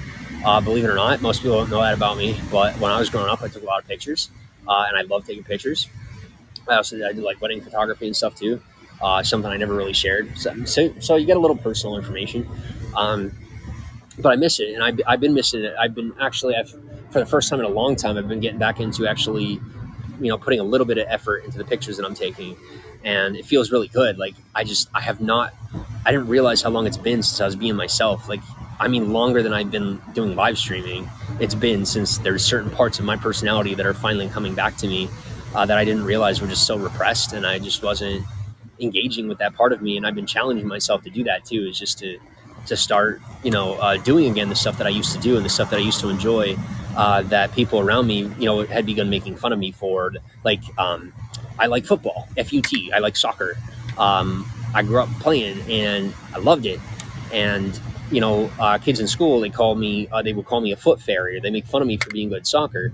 But the fact of the matter, I was more of an athlete than most of the football players. But no one even knew it because I kept to myself in high school, and I played intramural. I didn't play for the school. I probably should have played for the school. But so I love soccer. So I've been like getting involved. Like I'd be on the beach or something. I start playing with people and actually getting more involved with like people around me. And then also photography, like I said, just taking pictures and stuff. I love doing that. But people, were calling me weird for being into photography, because like I'm physically athletic, so like taking pictures back then wasn't popular and it wasn't mainstream. Nowadays all this kind of stuff is normal, and it's not even that far in the future, right? But it's considered normal. But back then it just wasn't yet. So internet viewer and all for friends. Okay, Starbucks won't let you smoke even outside. Well, thank you for the heads up. I did not know that. I wasn't aware. Thank you. Rome Pick says, oh, and by the way, for anyone that's in the broadcast, please forgive my English if any ways that I speak, if I say things that don't make sense, just realize that I'm like piecing together to say things the best that I could. Rome Pick says, if you travel and do social media anyway, you may as well turn it into a niche but concrete content brand. That's the thing, though. That's not what I'm made for. Like Rome Picks. I'm telling you the truth when I said I'm plugged into the mainstream. Like I'm legit now, for real.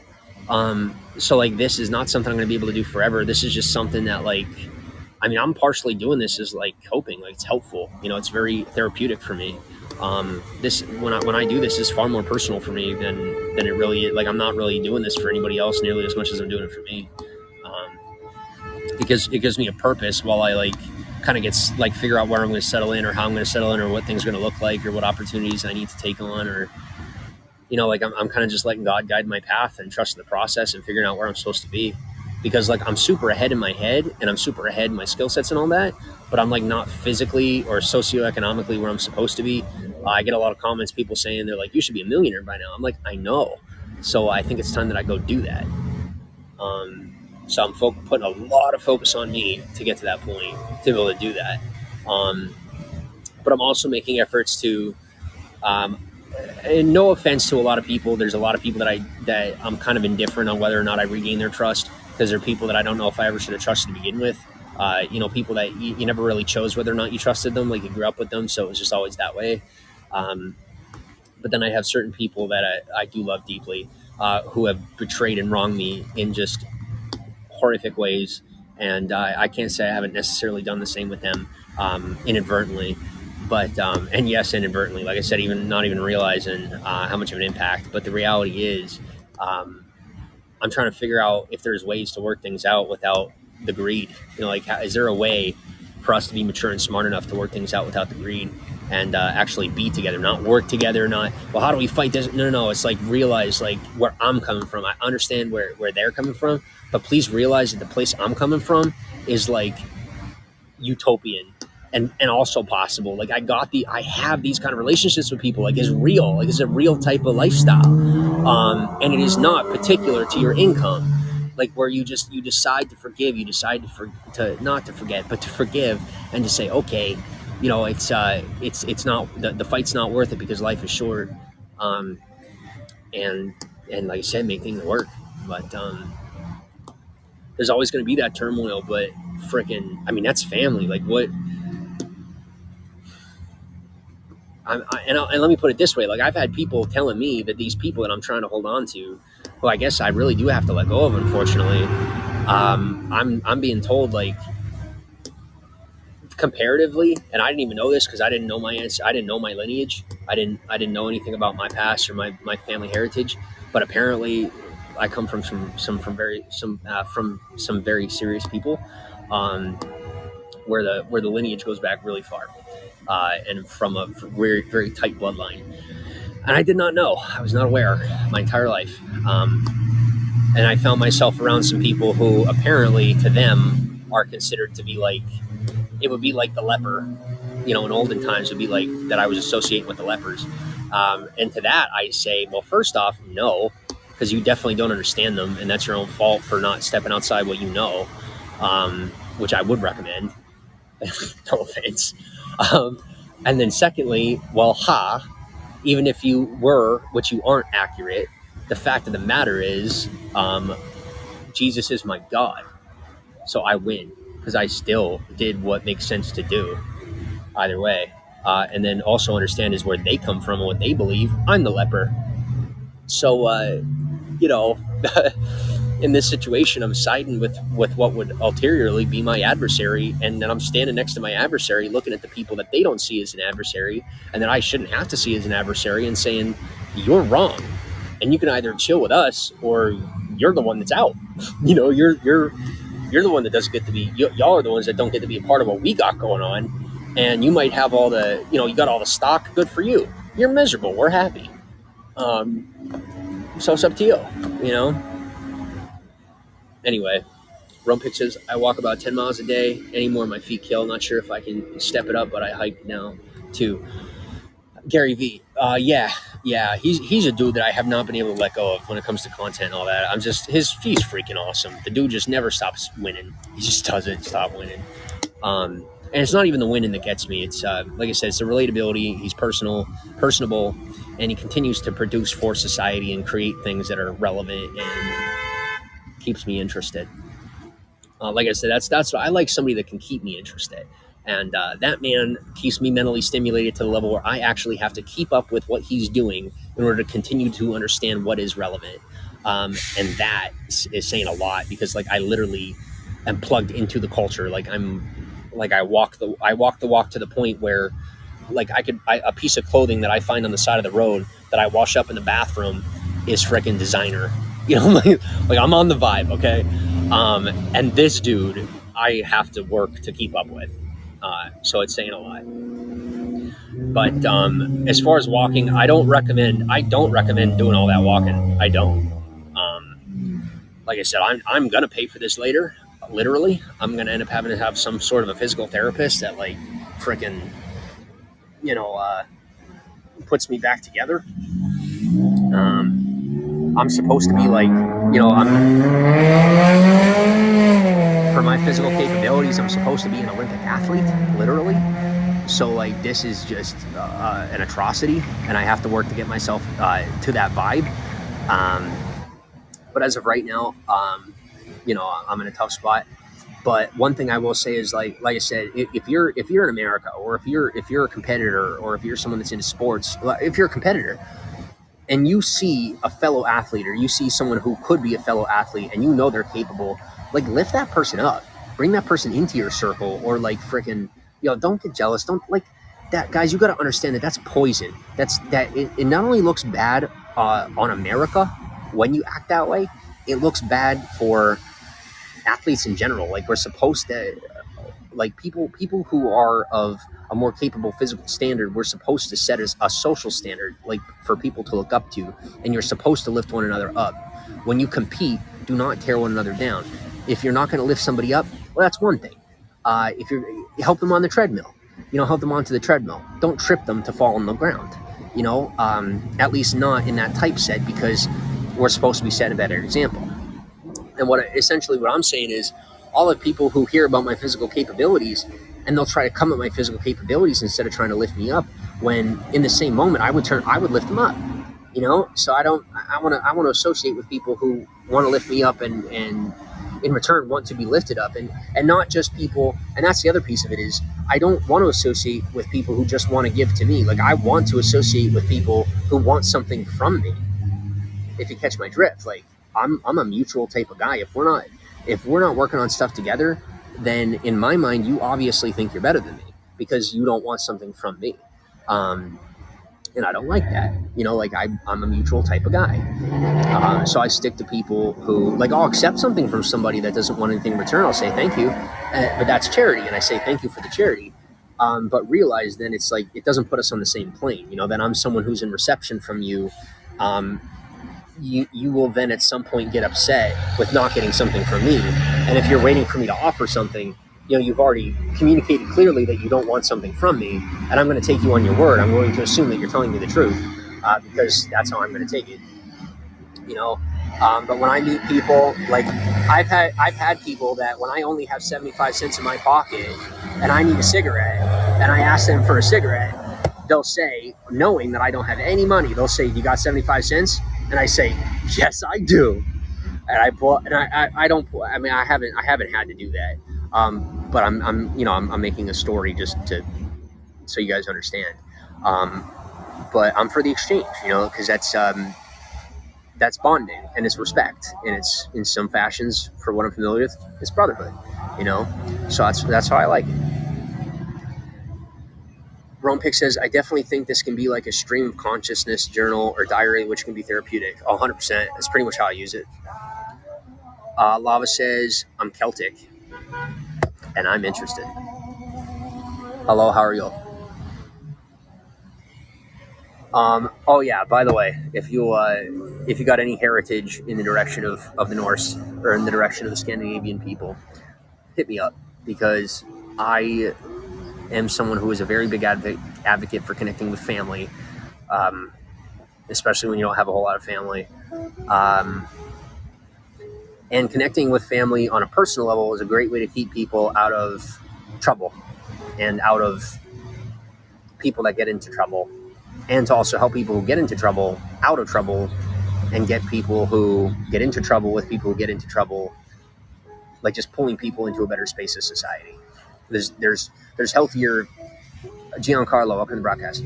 Uh, there's healthier ways to go about, how you interact with your social environment. Is it raining? Yeah. To interact with your social environment, but you got to realize there's a lot of people that don't know how, and they're not really going to learn unless you set that example. And also, like I said, every now and again, if you can afford it, invite them into your circle. And it doesn't cost me anything to invite people into my circle virtually. So I'm always down for that. Like I said, it's the easiest conversion of helping people to be more productive in society. But like I said, I can only do so on a basis that fits the life that I'm living. Um, I've already found out the hard way that when I make too much of an impact, even in a good way, it makes waves.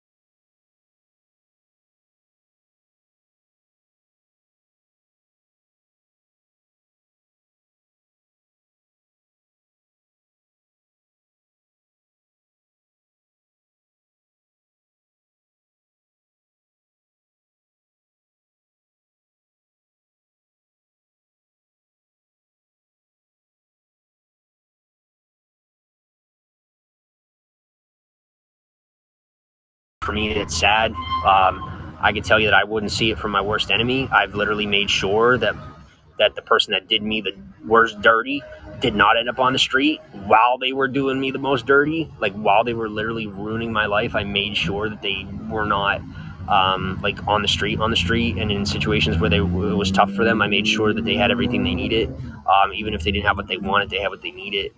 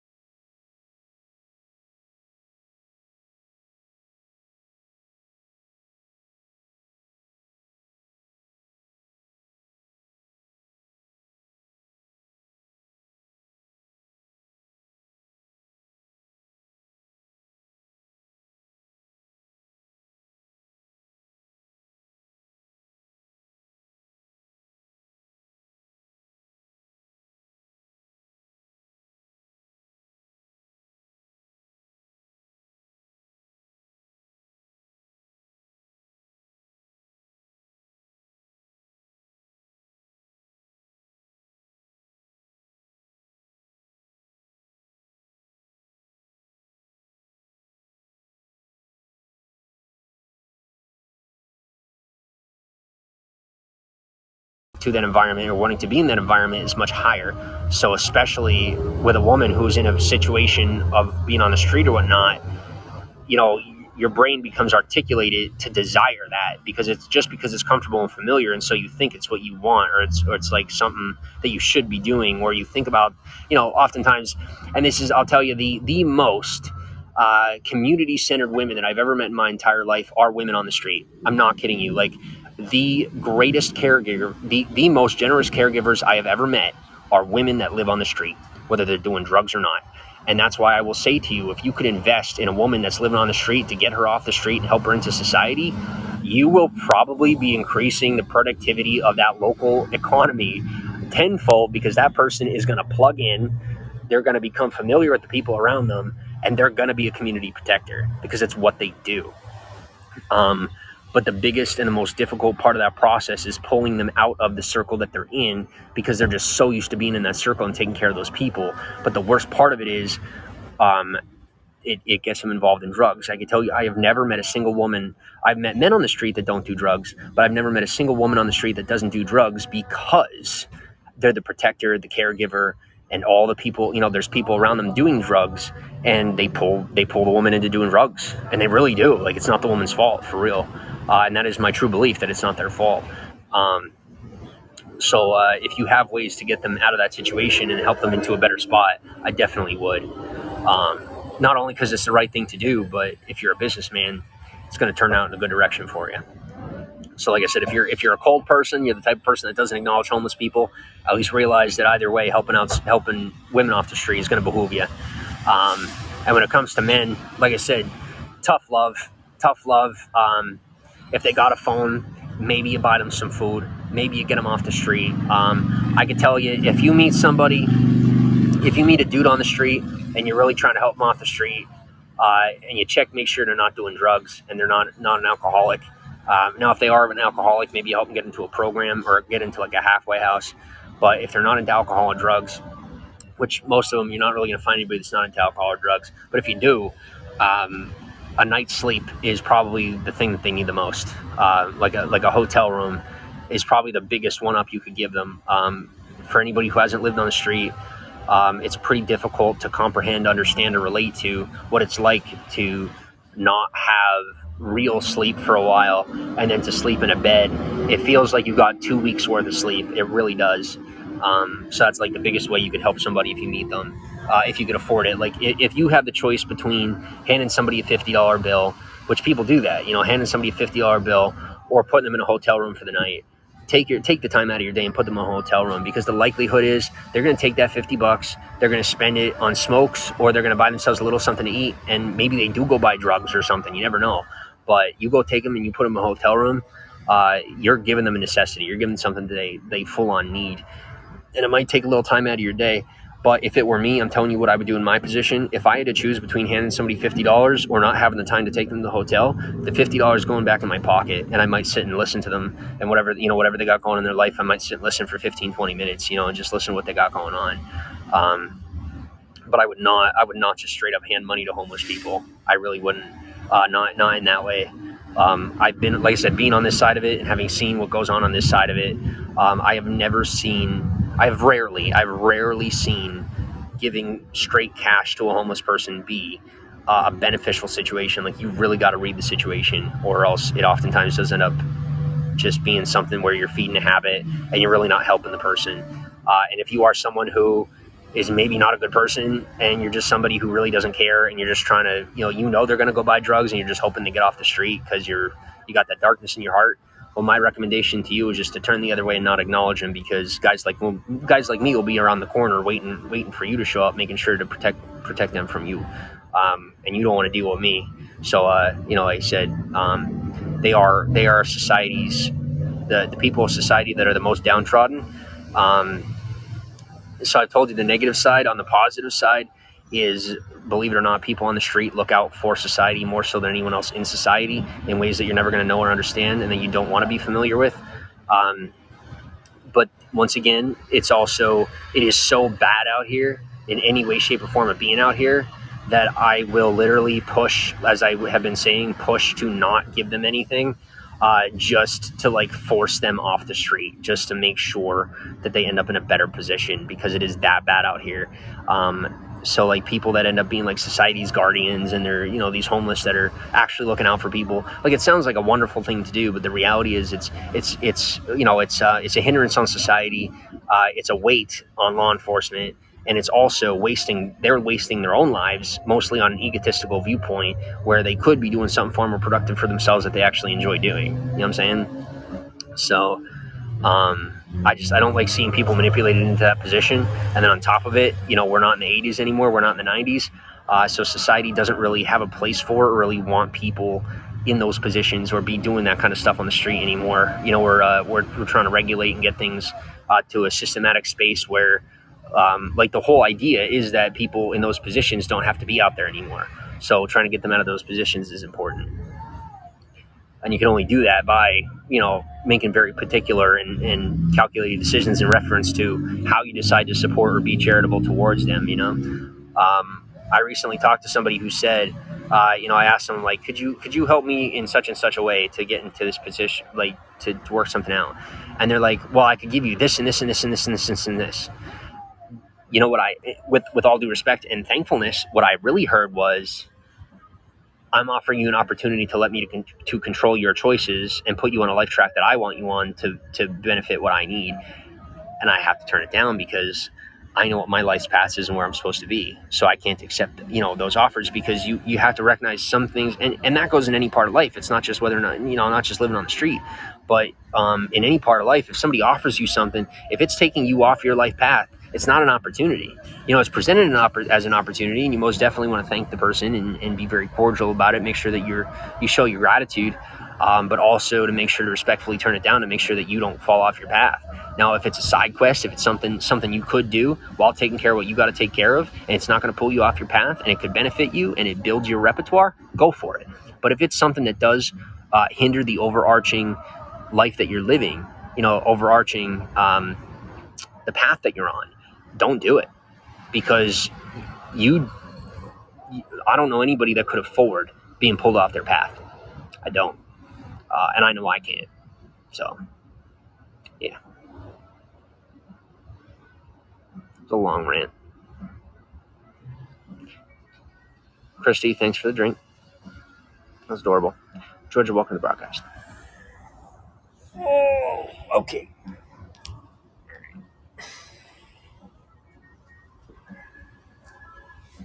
Oh, times have changed a little bit, huh?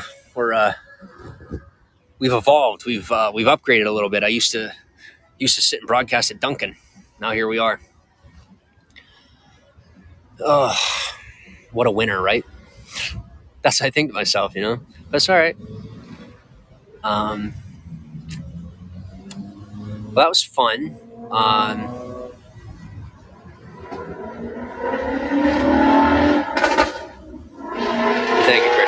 Yeah, when you're tired and hungry and you fill yourself with caffeine, you're bound to talk for like 2 or 3 hours straight. Just how it goes. At least if you're me.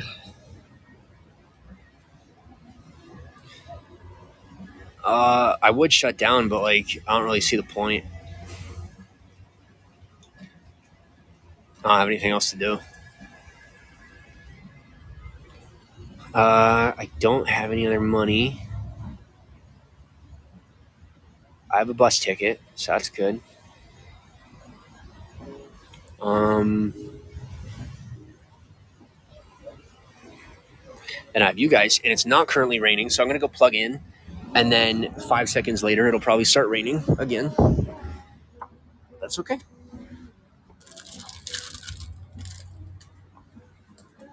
But whatever I do, I have to stay awake. So that's what I'm working on, is keeping my eyes open. Because I am friggin', my gosh, I'm like, oh, I'm a zombie right now.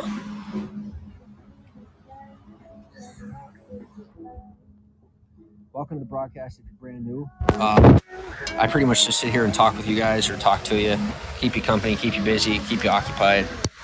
And I'm traveling the world on foot right now. So hit me up. Oh, I can't smoke. Why do I want to smoke so bad? I'm stressed. That's probably why. I got one left anyway. And no, I don't. Don't worry. I don't buy cigarettes. Thanks for the 105 diamonds. By the way, I have yet to spend. I think I gave a dude 75 cents for a cigarette one time, maybe 2 or 3 times total. But I do not spend money on cigarettes for whatever it's worth. So if you throw anything in my direction, you don't have to worry about me using it on. Unless you're someone that's, unless you're like wanting me to live it up, you're like, well, feel normal for 5 seconds, go get what you want. I do appreciate that gesture, but I'm extremely focused on getting myself out of this position.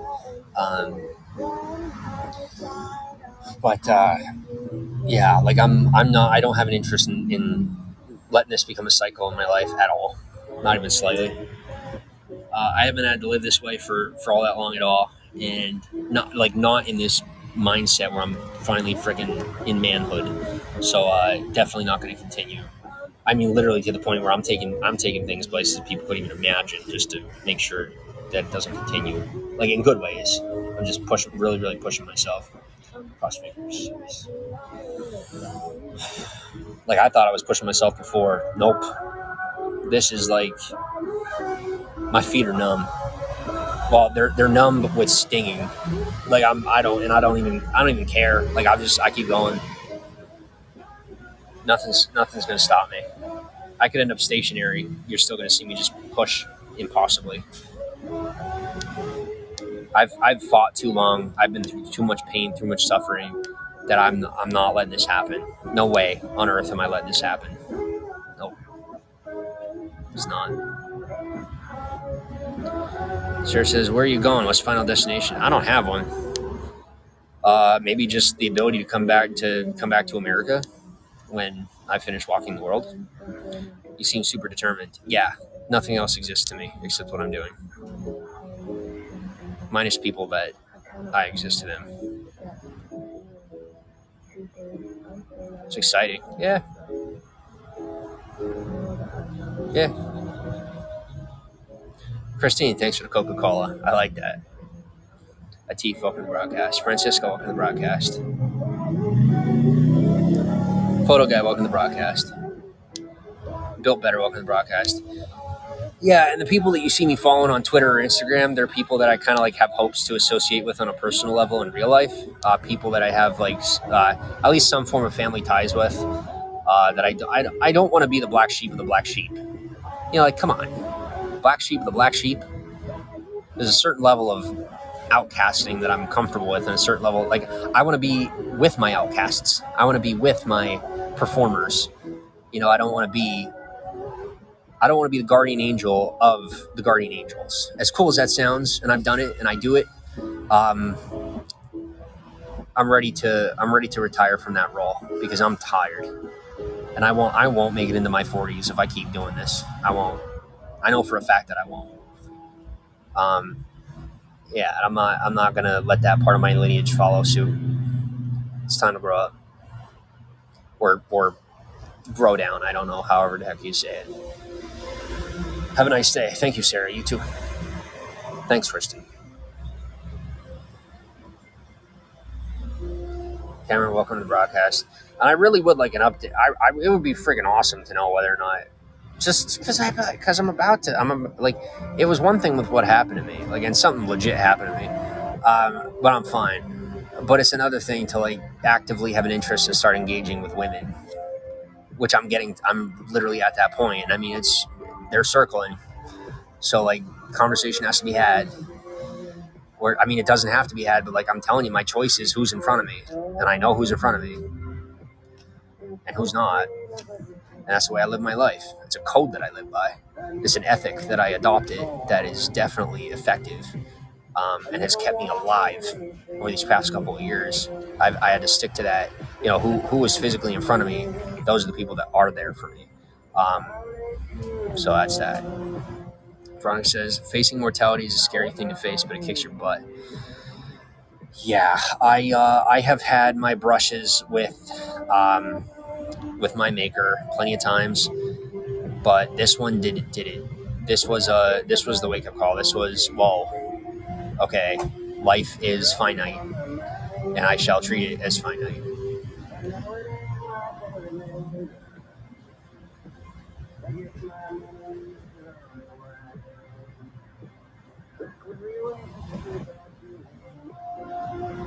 Rocket Man, welcome to the broadcast.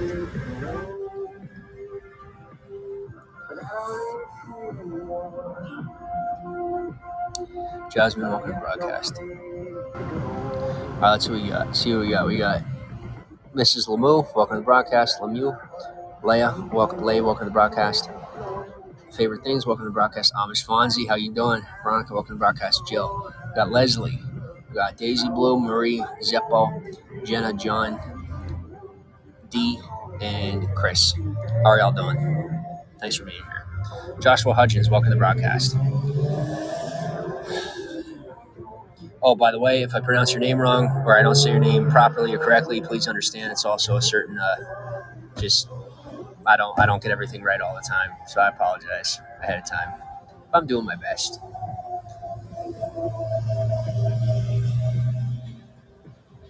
Trust me when I say sometimes you might rather that I get it wrong, and it might take a little while to find out why, but sometimes it's better that I get it wrong.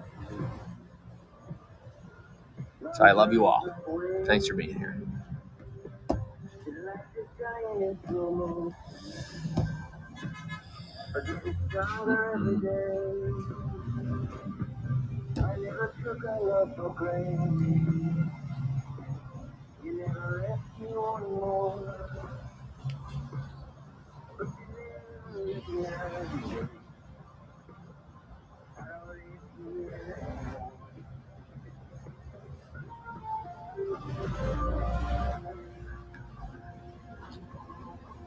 Yep, that's real, by the way. And that's all me. It's been my whole life. I had that conversation. Y'all believe me? What am I referring to? Gumption. Let's call it gumption. It's not always about whether or not, you got, like, everybody's got skeletons in their closet. Everybody's got, spirits with them or ghosts or what have you, right? You always got something haunting you. When it comes down to it, it's whether or not you let that control you, or you figure out how to control it. Most people never figure out how to control it. A couple of us do. Just remember that all things come from God. Even those that are cast away from the Holy Spirit still belong to the Lord. And everything we deal with in our life, remember, it's a blessing. Even our crosses are a blessing. And sometimes God will bless us to cast it out and get rid of what you're dealing with. Sometimes you don't get the opportunity, but apparently sometimes God will let you deal with what you're dealing with as a blessing to you, as a gift to you, as an opportunity to grow, as an opportunity to help sort the fat from the chaff, per se. Let's say it in that particular sense of the phrase. whether that's the traditional phrase or not. But I keep my self control and my self awareness, and that's why oftentimes I don't get the opportunity to have a whole lot of control in my environment, because just being who I am, being who I'm born to be in my life, and in my in my set of society is it takes a lot more energy than most people can even gather the recognition for to maintain my own mindset. But I do so successfully, and I've never even been slightly tripped up in that department, nor will I even allow for the possibility of being less than 60% ahead of the possibility of ever potentially being tripped up in that arena, in the arena of my self control. So, like I said, I can't say that I've never lost self control, but I can definitely say that it's only been taken from me. It's never been something where I gave up self control intentionally, and it takes a lot. It takes a lot to trip me up. And tripping me up is a horrible idea. And I try to tell people, some people will be like, "Oh, we don't want you to succeed." I'm like, "No, no, no. We need to be very careful about understanding this scenario where, me being on point is productive for society. Me being off point is destructive for society. So we don't trip me up. You don't have to push me forward. You don't have to help produce my success if you're not in agreement with who I am or what I do. But I would definitely recommend, letting my path stay clear and not making any efforts to divert my path, because it's, God set my path the way it is for a reason. Not one that I could understand or convey to you, but it is the way it is. And I do what I could do. And I do my best." Brett Blum, welcome to the broadcast. I deal with my own stuff, and my journey and who I am is far more independent than most people on the freaking planet. And that's changed a little bit. I have a couple more people that I get to associate with now. It's very cool. I have deep gratitude for that gift, for the ability to be able to communicate with people a little bit more. Just by, like I said, making sure that I'm walking in social circles that are more fair to me, and understanding and compassionate and forgiving, as we're supposed to be. But I have a heart for, and I miss the people that are less understanding. I do. I love them. I love them, and I miss them. But some people just don't have that heart. They don't have it in them. Maybe just because it's been done to them, or they're just not built that way. I don't know. But the Lord built me to be deeply understanding, and thus I stay deeply understanding at very high cost to me personally.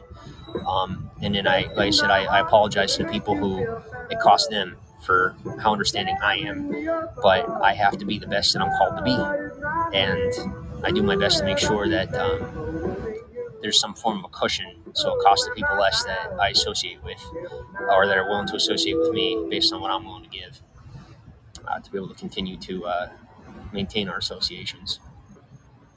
Stotchman, welcome to the broadcast.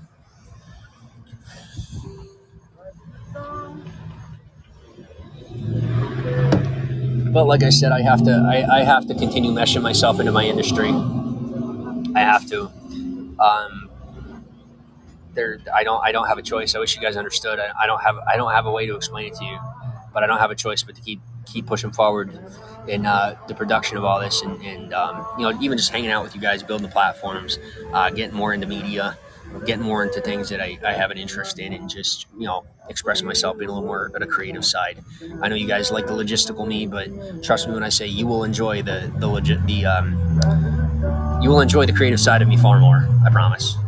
But just understand, like I'm not nearly as good of a leader in my creative. I'm of an active, forward-facing leader. Like I lead from the back, and when in creative mode, I lead from the rear. I do.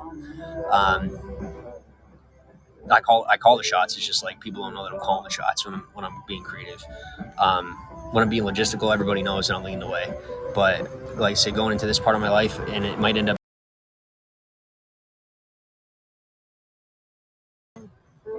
This is just the way things are going to be. Nice to see someone not playing card games and gambling. You mean on the platform, or like in general? What do you mean? I'm sorry, like what are you referring to? It's how I mean. It's how I intend to say what I'm saying.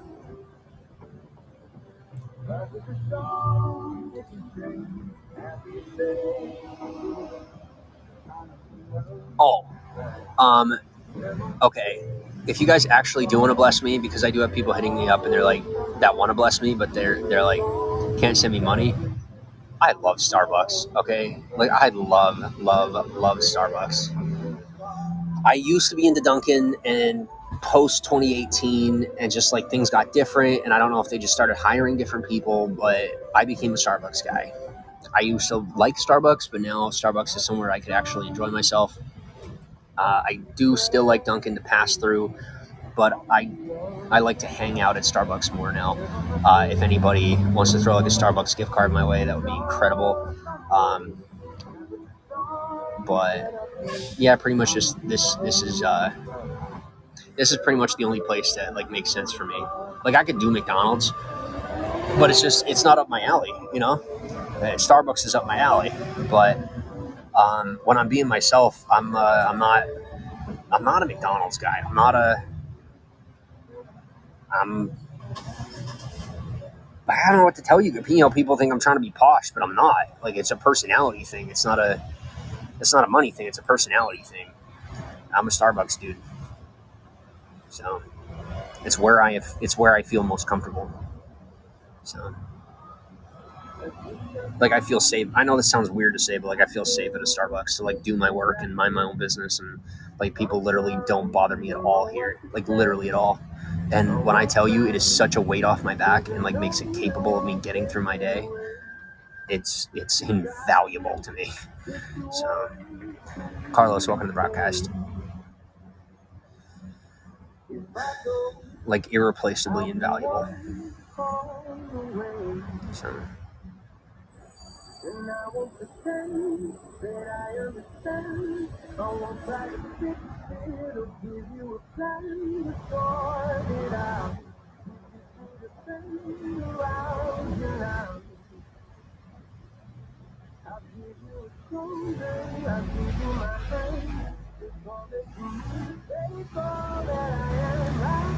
Yeah, the tough part of growing up is having to put childish things away, you know? That's the tough part. But I'm grown up now, doing grown up things. And I got a good, nice pass for a while. I did, you know? Took a nice long side quest. But like I said, if that side quest overarches your main quest, don't take it. If you think you're going to fail the side quest and it's going to cost you one of your 3 hearts on your main quest, don't. It's not worth the risk. Don't do it. Veronica says you look tired. I would be lying if I said I wasn't.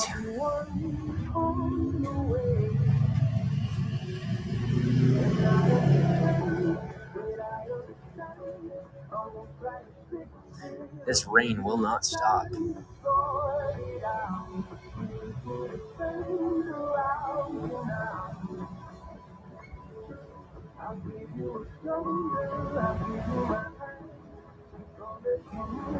Yo, it's so weird. Like I feel like I'm like I'm paying attention to where I'm at and what's going on, and at the same time my mind is plugged in with you guys. Like I'm plugged in, you know what I'm saying? But at the same time I'm present where I'm at. Whereas in the past I just wasn't. I was either one or the other, you know? And I never even knew that I was like one or the other. But like right now, I'm freaking I'm doing good. Um But wow, there is something. Oh my gosh, yo, I'm so no offense to my family. I love you, but y'all are way too freaking hot on the ladies. Not enough social respect or like social poise for the ladies. I'm gonna say it straight to you. You guys want more ladies? You gotta chill. But I picked up a little bit of that because I'm sitting here right now. This beautiful young lady walked by, and admittedly I checked her out the way that my family would because like I picked up a little bit of that by being around them for a little bit, and like it doesn't work. Like guys, come on, we got to move on from that. Like you got to win. We got to win and we got to procreate. You want to make some babies? Well, you can't be freaking them out. Like they got to want to come home with you and be doing doing some baby making, but that don't happen if you creep them out. It's just how it is. Um, Me personally, like I said, I used to know better. I'm getting back to knowing better. So common sense behaviors we're going to stick to. As far as talking about it publicly, that's just a personal thing of me thinking it's funny, uh, and trying to relate a little bit. But it's not even about one being better than the other. It's just about success rate. Like, we cannot be affording to lose. We can't afford to lose. It's times have changed. We can't afford to lose.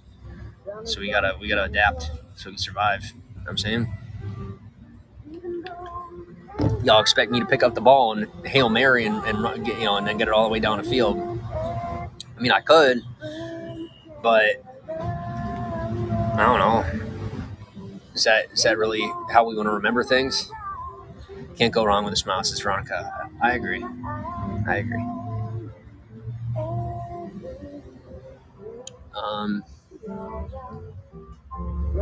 See, I want to go. What I want to do is go to the corner, smoke the cigarette, and then try to find the bus. But I'm just not used to being this comfortable. Like, I'm okay where I'm at. Like, I'm all right now. I got a fresh coffee. I'm okay to be sitting here hanging out. In these areas, people actually do hang out at the Starbucks all day. It's kind of normal. And I just got so used to, like, there's so many Starbucks now where, like, people don't hang out. They don't, and they're expected not to. But I've been finding some areas that are, like, lost in time in a good way.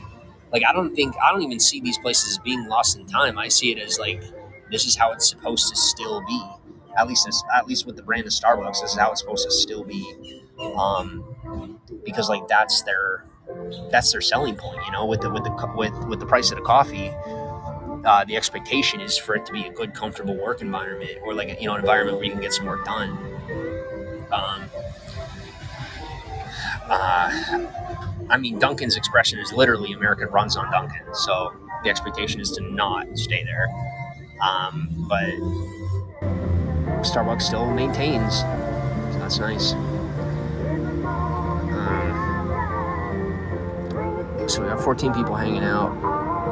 Thank you, everybody's hanging out right now. Oh, and I'll say another thing as far as my family lineage. What do you call it? Probably already know what I'm thinking, but I don't.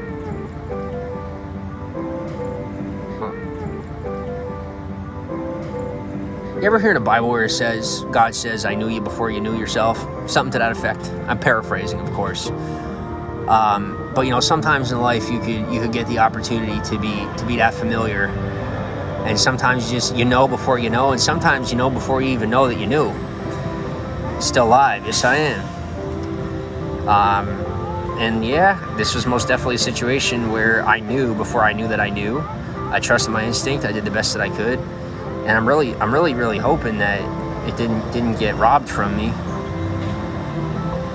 It might have. I might have a broken heart. I don't know for sure, but I really hope that I don't end up. I hope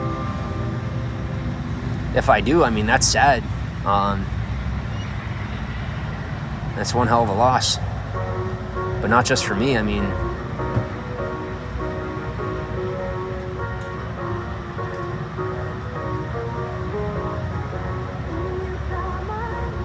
doing the right thing is always the right thing. See, people have put my head under the water before. Now, the only thing that happened was I learned how to hold my breath.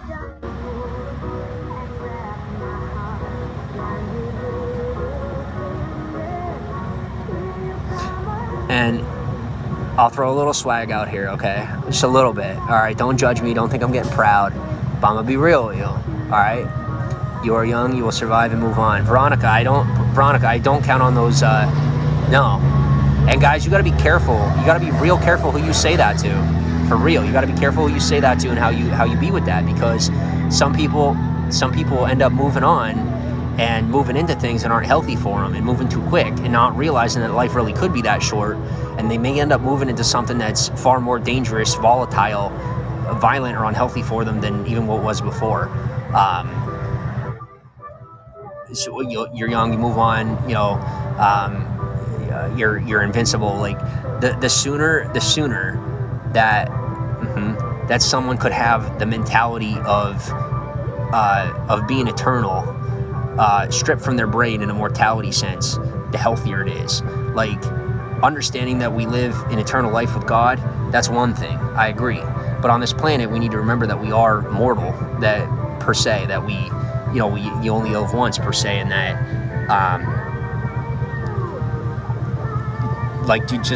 it's not healthy to have a live forever mindset on this planet, even if, let's say, theoretically it were true.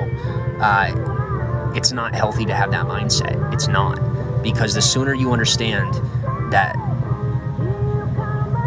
the sooner you understand your mortality, the faster you start making healthier decisions and more sound, responsible decisions.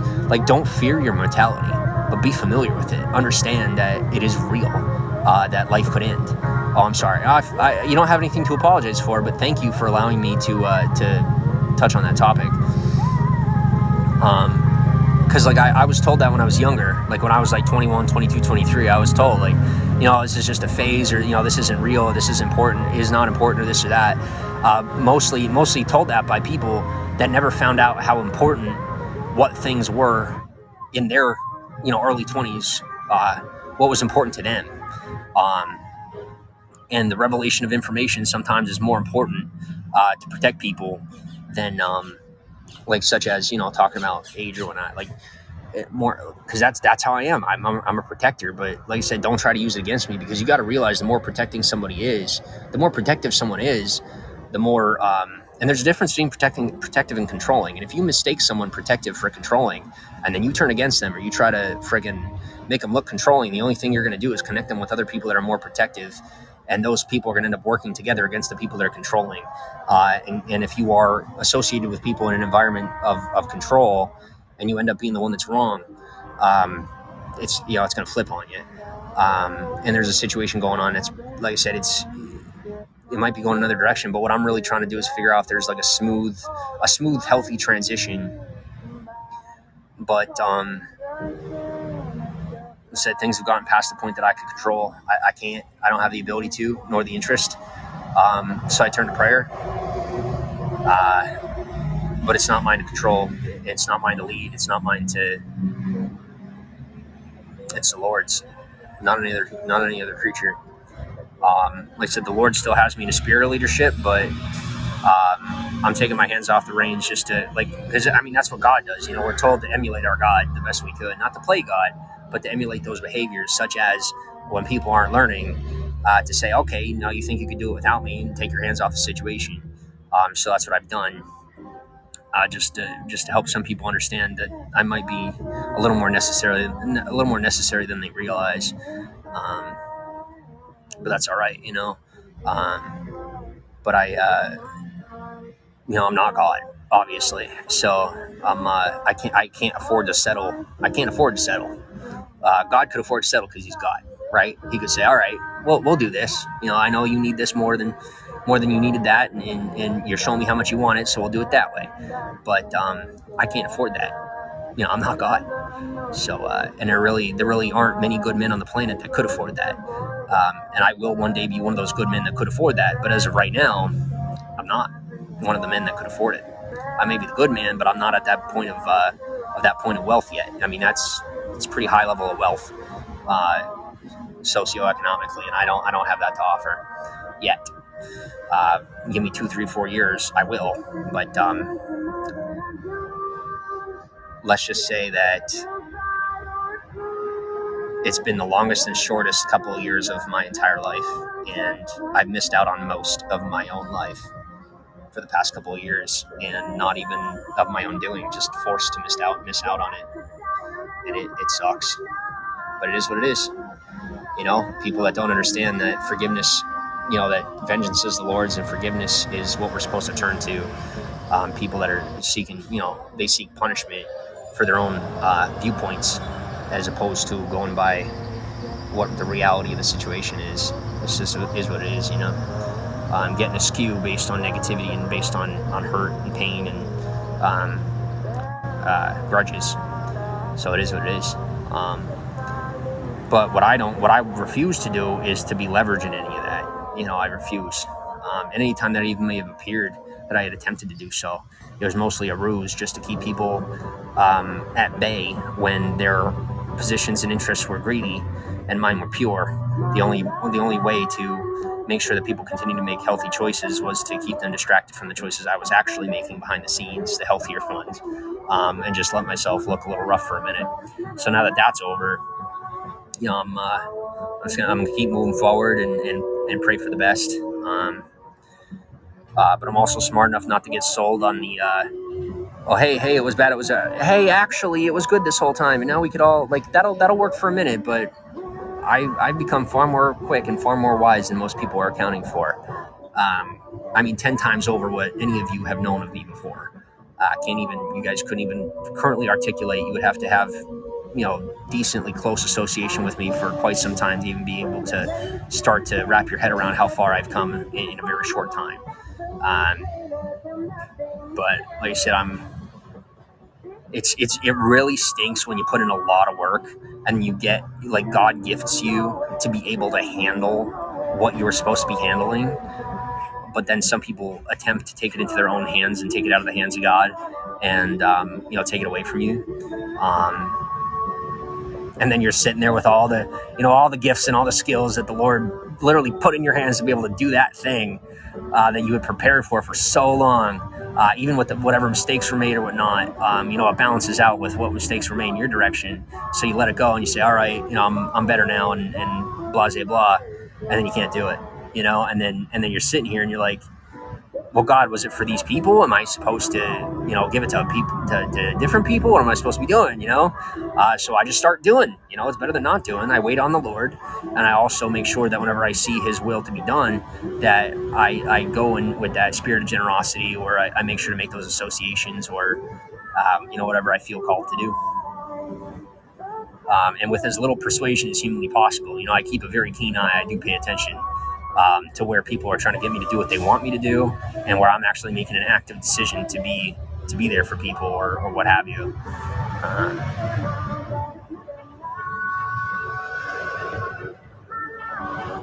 I'm starting to get weak and tired, and I can also feel the storm coming. I've also become far more sensitive, like ridiculously sensitive. You can't even imagine. I couldn't even tell you. You wouldn't even believe me if I told you how freaking sensitive I've become. Oh, like to the point where I'll mask that I'm not, I'm just, so you don't even know what I'm feeling. But my goodness.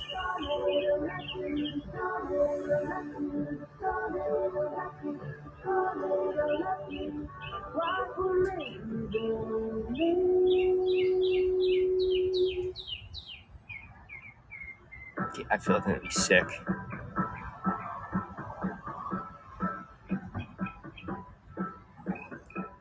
All right, I gotta go smoke.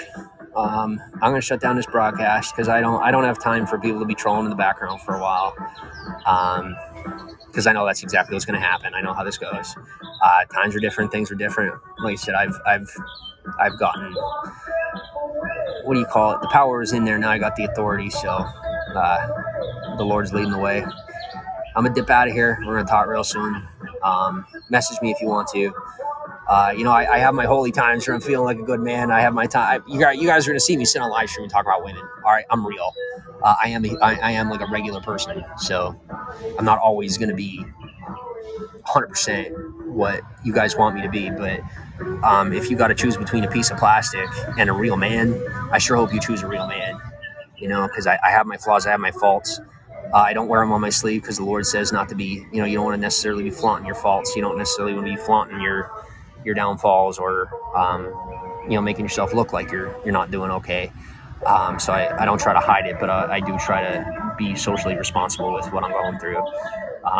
But that doesn't change I'm going through it. So I will see you guys in a little bit. Don't hesitate to message me. Like I said, if you are someone that is allowed to talk to me, and what I'm saying is, some of you feel like you can't talk to me for whatever reason. So I'm kind of being punny. I'm not, there's really no reason you can't talk to me. There's not a social separation between us. There's really not, at least not my viewpoint. So hit me up. Last but not least, I will say, in the spirit of business, thank you for the 554 diamonds. I think that equals like $1 something, which is awesome. Thank you. And last but not least is Jesus. Thanks for keeping me on the planet one more day. Talk to you guys, or one more hour, what have you. Talk to you all soon. But I really will probably be back live again because, like I said, all I have to do is like stall time until tomorrow. So I'll see you guys in a little bit. I just got to cool off a little bit. And, like I said, if anybody got like Starbucks money or anything, please hit me up because I would love to be able to just chill here for the next couple hours, and I would feel better chilling with something in my cup and not like it's an ethics thing. Like if I'm here all day, I like to be spending money. You would make me feel better, and I'd be able to give you a better broadcast. So, all right, talk to you soon.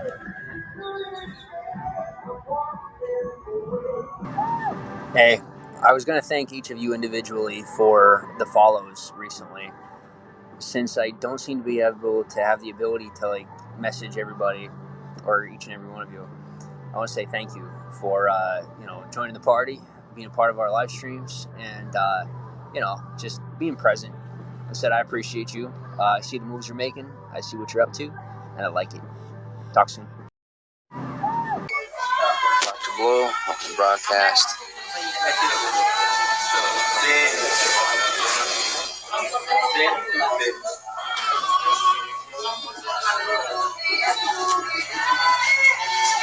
What's up, Yo-Yo, Jesse, how are you?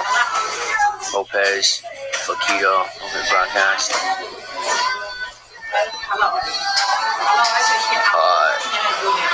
So I'm thinking like I'm coming through here and I was going to head west to Jacksonville and I didn't. I'm kind of wishing I did because Florida sucks. I just don't know how else to say it. I mean, Florida, guys, it's awful because I have so much fun in Florida on my own and then with money. And, I enjoy Florida. But the people in Florida are just... most of them suck. I don't know how else to say it. Most of them are just absolute shitbag people. They're terrible, horrible people. They compete with each other. They don't like each other. They're miserable with each other. They pretend to like each other. And you guys know that if they're like, what I hate the most is people that are fake. I can't stand people that are fake with me. If they're fake with each other, it's one thing. Like, I could put up with that because I could sit and watch it. It's entertaining. But when you're fake with me, it's just like, makes me want to slam your head into the table, and I just can't do it. So, like, I've just been making my best efforts to, like, chill. Because, like, today was a day. I kid you not. Here's a description of Florida. You ready? I went online to look for a hotel, and there is a trap house for $40 a night that is not a hotel at all or a bed and breakfast. It's literally just someone's house, and they're renting out rooms, and they have it on listed as a bed and breakfast. And I took a bus in reverse, like 7 miles, to come see this place, and it's not even a bed and breakfast. It's somebody's scum-ass house, literally in the middle of Trapville, Florida, wherever the heck we are.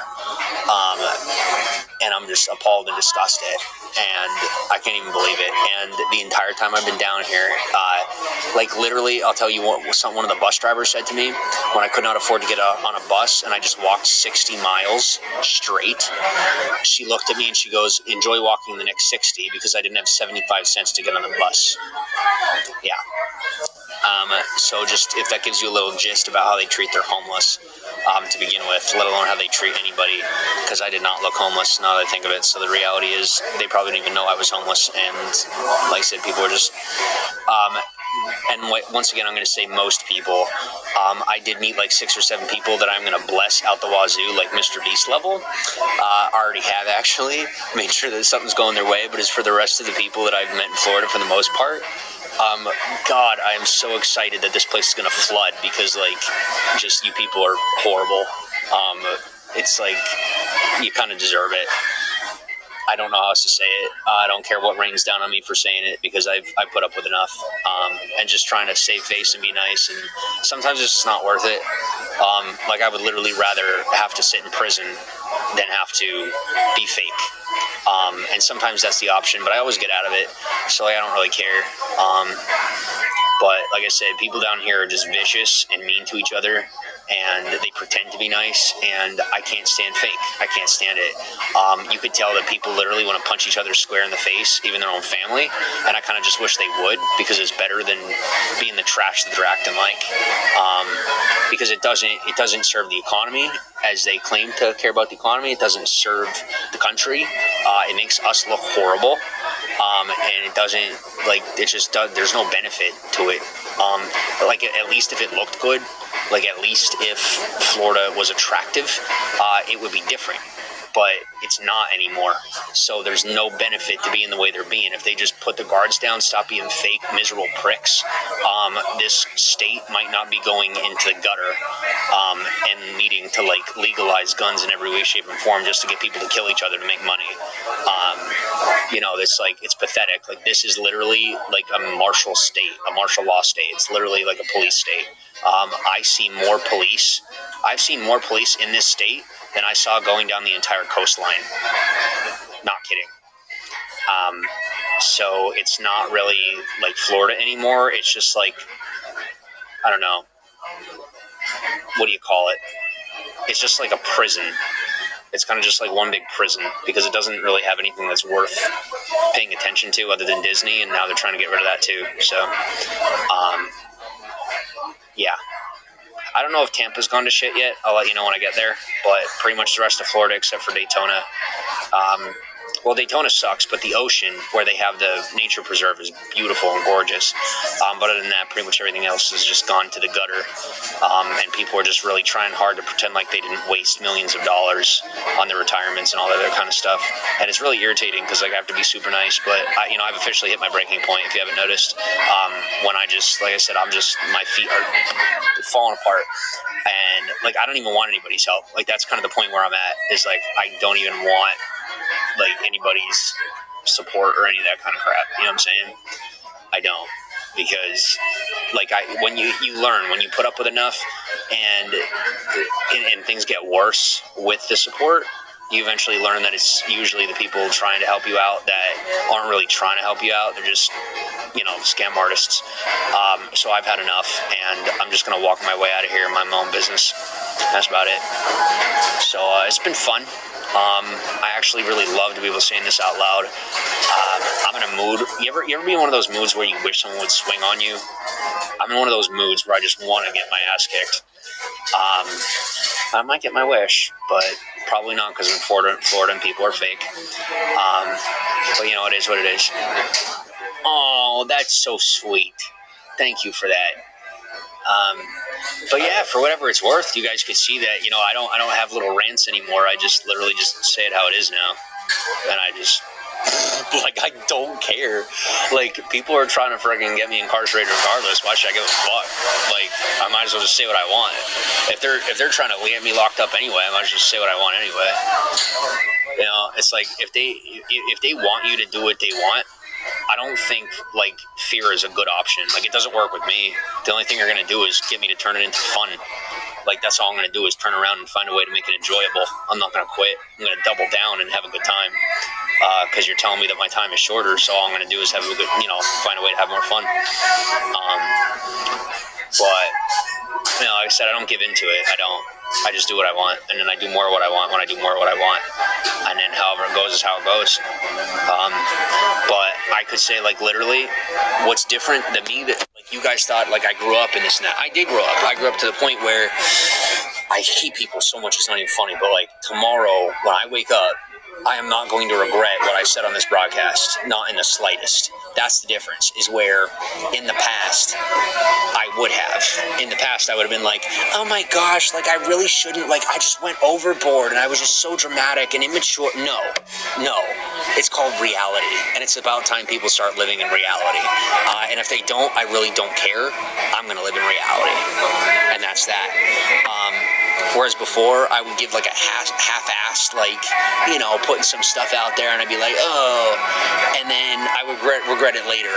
And what I'm realizing is I think I regretted not actually putting it all out there, not just laying it on the table and saying what I wanted to say. So now, there you go, is I'm just saying what I want to say. And I don't care. You know, like, what do I have to lose? My freedom?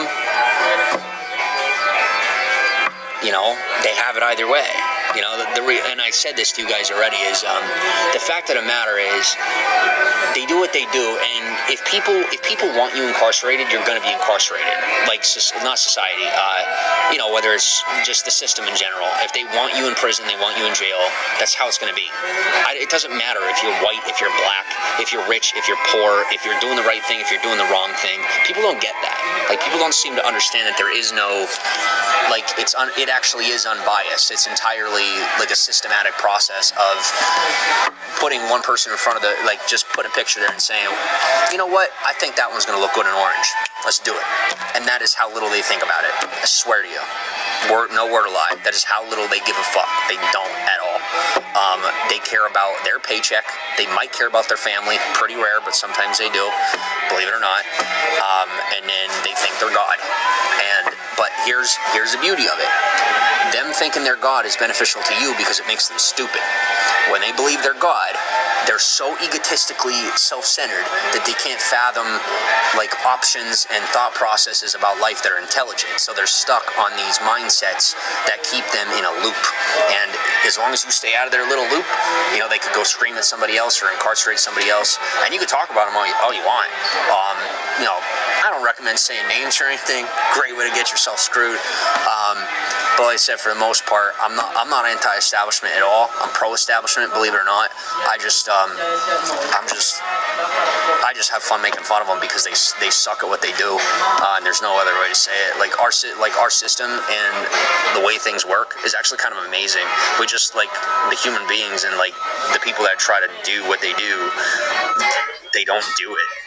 You know, they're just, like, looking for mommy. They're looking for their next, you know, they're trying to go back in the womb. They're not trying to grow up. They're just trying to figure out how to get the system to pay them and spend the money and ruin the country. And so I don't really, you know, even care on that front, because there was a day where, like, being red-blooded counted for something, like being American counted for something. And nowadays it's pretty much just like the Republicans pretend to hate liberals and they scream and cry about what they do, but then they turn around and they do the exact same thing. They just do it a different way. So I don't subscribe to that piece of the system, the political banter back and forth. It's all fake. You know, they all do the same thing, and they all complain about each other. And I just don't have time for it. I'll complain about everybody when I'm in a really bad mood, and then I just back away from it. And, you know, the rest of it's just not my problem.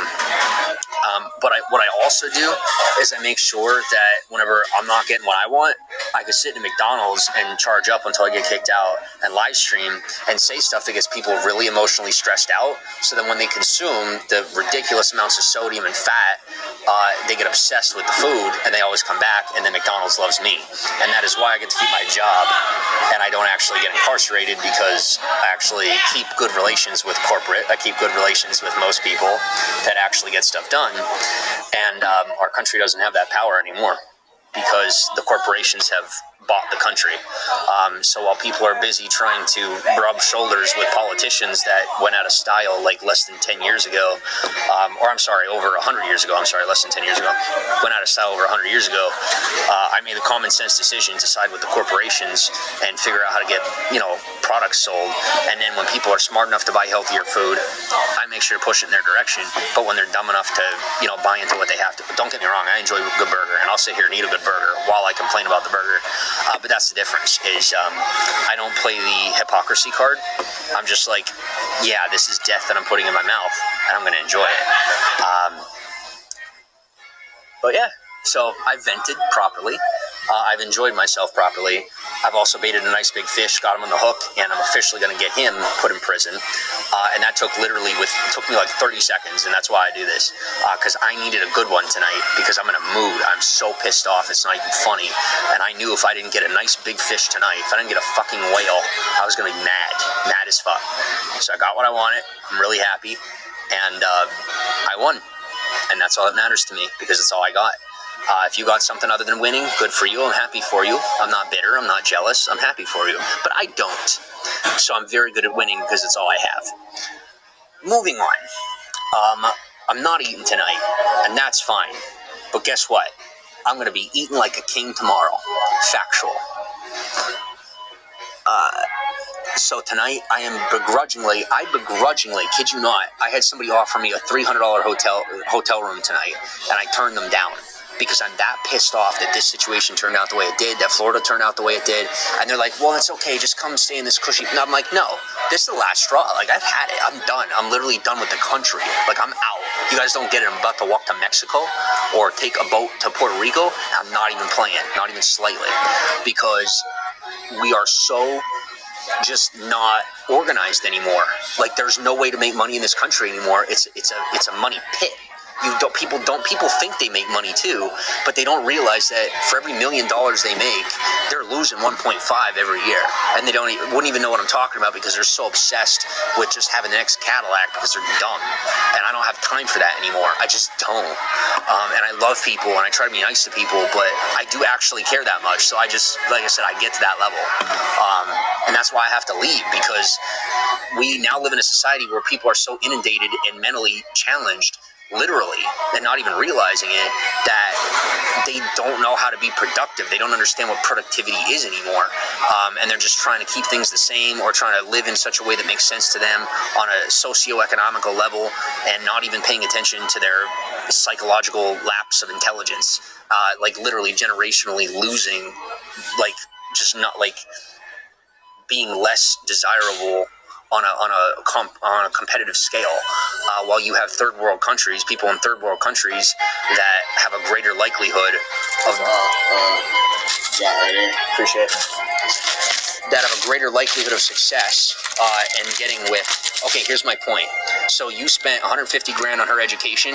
She went off and she went to an Ivy League school and graduated. She's got all her own stuff, right? She's not getting anything from you. You know who she married? Some dude in a third world country, and she doesn't like you because you were a piece of trash the whole time and just spent money on her. And dude in the third world country pays attention to her and has better genes than you do. So, that's the fact of the matter. And why am I okay with that? Because I'm living that life. I get it. I understand.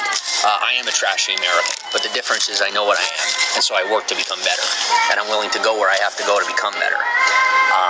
But I just, like I said, I get to a point where I have people who are living shit lives, who do not have anything to say to me that makes sense, literally doesn't, and then they're going to turn around and try and tell me how to live my life or what to do or how to do it.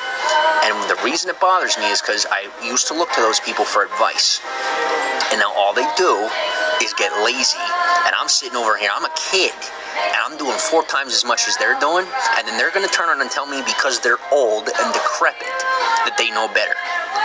You'll go do one of the things that I do, and when you don't survive, I won't have to hear it anymore. How about that?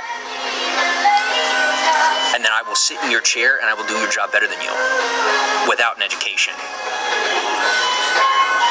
Already do it on the street. You put a robe on me, it'll be the same thing. No different.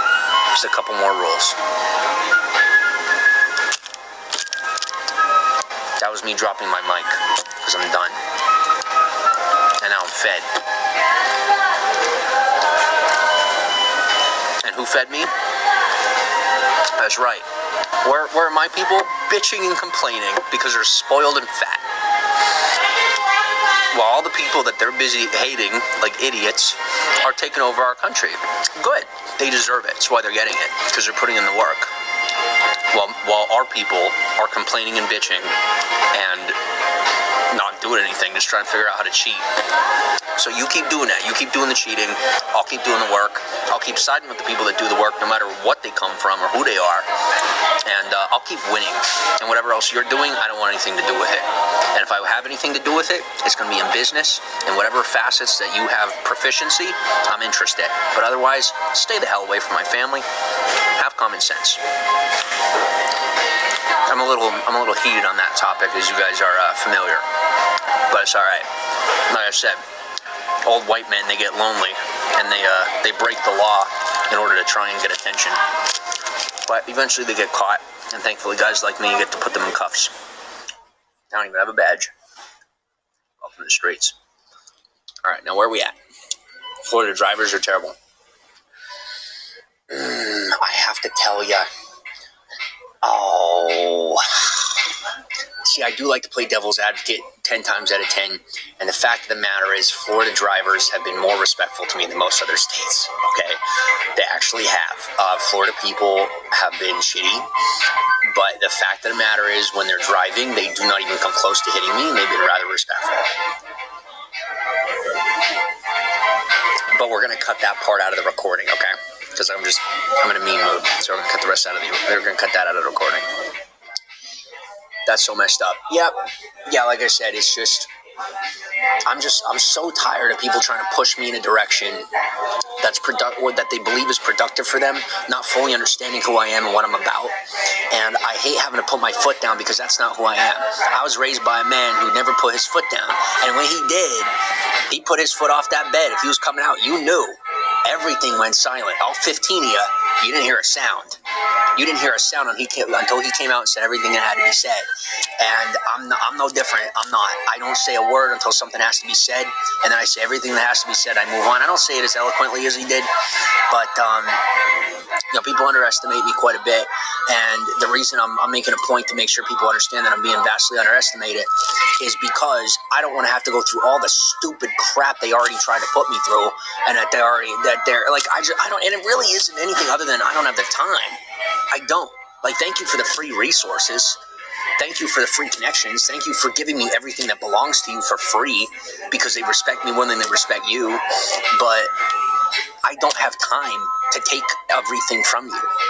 I don't have time for that. And when you force me to make time to take everything that's yours, it still is a hindrance on me because everything I got from you was worth less than what I could have gotten on my own, going and doing my own thing. So stop interrupting me.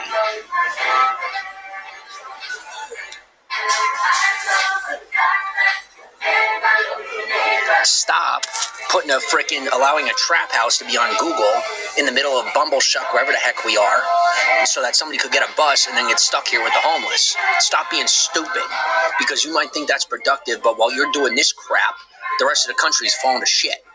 So do me a favor and grow up, because y'all are twice my age, and then I'm sitting here and I gotta walk out of here, which I'm fine with doing. I'm plenty gassed up enough to do it. But I'm fully aware most people aren't going to do that. They're going to fall into your trap and blah, blah, blah. But is that honestly the best you could do? Is the most you could do with your... It wouldn't bug me. It wouldn't bug me if they weren't coming at me with their opinions about what I do. You know, I wouldn't have anything to say about what they're doing if they weren't turning around and telling me whether or not I'm doing things right. You don't know what right and wrong is. And if you did, you'd be smarter than to be doing what you're doing, because there's better things to be doing. And I'm not shaking fingers like it's right or wrong. It's not moral. I'm not having a moral conversation. I'm having a conversation about the economy that is falling apart. And we're trying to blame an old man who is a figurehead for our government. You're going to blame him? Guys, we are the country. It's our fault. So when you're done being trash and trying to blame the president because you're lazy, do something. I'm over here, I don't have a job, and I'm more productive than most people with a job. So don't tell me about, that's one thing I won't get. I get a nice silent room when that comes up. But, the fact of the matter is, I don't care what you got unless you're looking out for people. I don't care. It doesn't interest me. And if you're looking out for your own family, I get it. I totally understand. I'm not being liberal about this. I'm not saying you got to look out for No, it's not a utopian world. I get it. But if you're not putting as much energy into what you have and what you're doing as you could, if you have 5 seconds to look in my direction and give me shit, to me, you are shit. And that's my truth. I don't have 5 seconds to look at you and give you shit. And if I take the time to give you shit like I did tonight, man, you made sure that I paid attention to you like a freaking infant. And like I said, 3 times my age. And you're going to come and interrupt me to a level where I'm getting stress fractures. Might interrupt me to this level where because you need my time that much. Did you? Now wait till you get the bill for how much you just interrupted me, for how much you just caused me to put myself into a position of embarrassment. Wait till you get that bill. You're not going to be able to afford it. Enjoy foreclosure. enjoy foreclosure. And when you learn how to understand and calculate currencies beyond the US dollar, then I may begin to almost think about possibly becoming impressed. But the fact of the matter is, you don't see a damn thing of this coming. And it's your own fault because you didn't get an education, you got information. You didn't even get knowledge. So go get wise and figure out how things actually work. And then maybe I will have time to pay attention to what you're requesting me to look at. But until then, I don't have time for you because I'm giving my time to people who actually pay attention and get things done.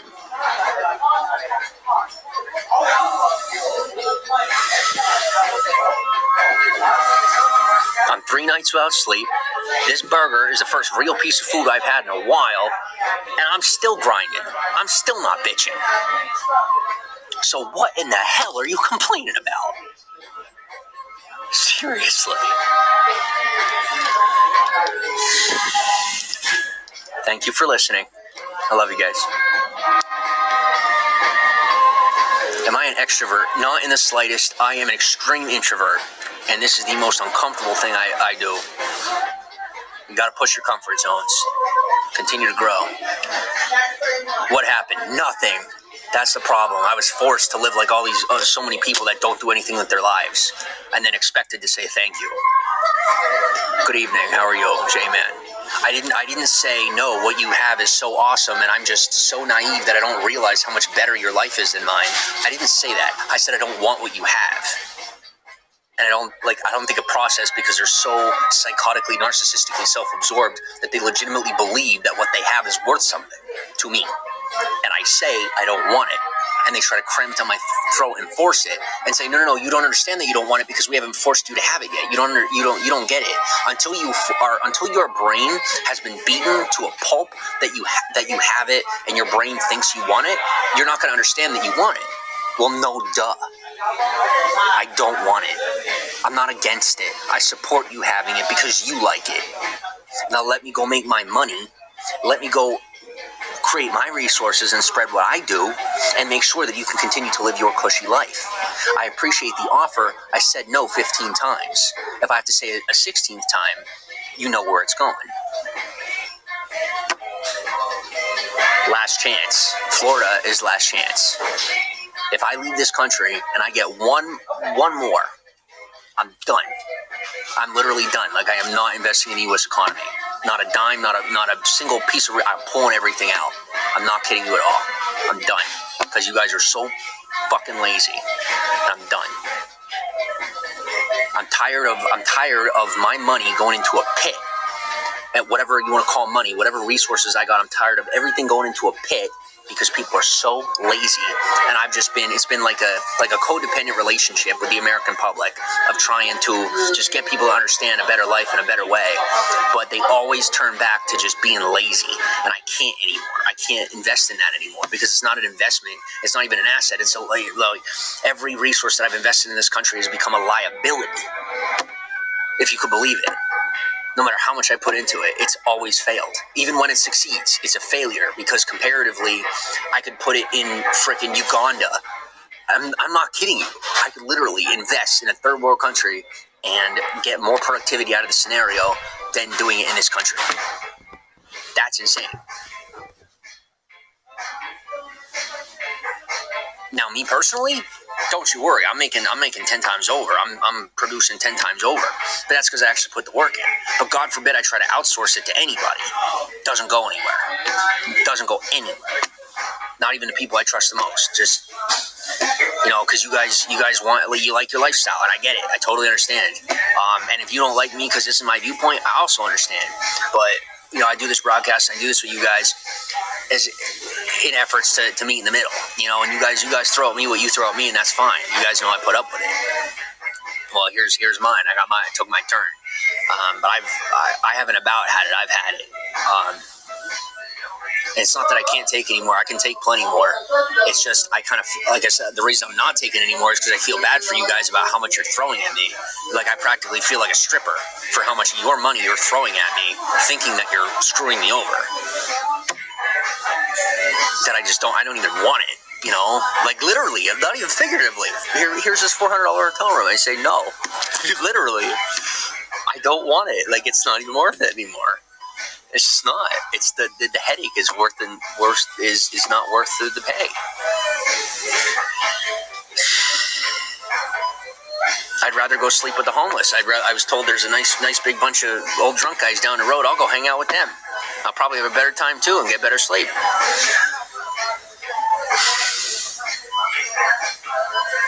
I don't know what on earth caused me to go off like this. It probably is, like I said, all this the stuff going on, but because it's not even like I'm not like I guess I really have finally had it. Only took a decade. Lesson learned. The lesson, like I said, the lesson ironically wasn't to not speak my mind. The lesson was to get the fuck out of America. I love my country, and I'll love to come here on vacation to spend money, because the only thing you can do here is spend money, not invest, spend, which is fine. But I can't do this anymore, guys. I'm sorry, I can't. I really can't. And I feel horrible. I really do. I love this country. I love the people in this country. No matter how much I hate people or get angry at people, I do. I really do. Love you guys. But I can't do this anymore. Not even with it, and especially not to mention my conscience. You know, I don't feel right doing it either. So, good evening. How are you, J-Man? Dr. Blue says the U.S. is a declining empire. It really is, though. It really is, and I don't think people realize it. And me personally, I've had a really hard time coming to accept that that's the fact. But it actually is the fact. I think that our philosophies and the way that we build this country are going to spread throughout the world, and I think we really are going to change into a new world system. I really do, based on what we have here. But I do personally believe that our country is breaking down, and I don't think we have more than 100 years left before this country is gone. At least for what it is. And I'm fine with that because of the fact that we're going to have something better that replaces it. But I don't think most people are ready to even consider.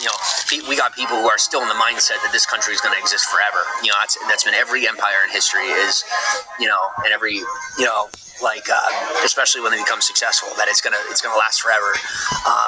But I'm coming to the acceptance that things are on the decline, and I've been preparing for that for a while, and it's been working out. Like I said, I made those investments, and those investments wouldn't have worked out if it weren't factual, and they did work out.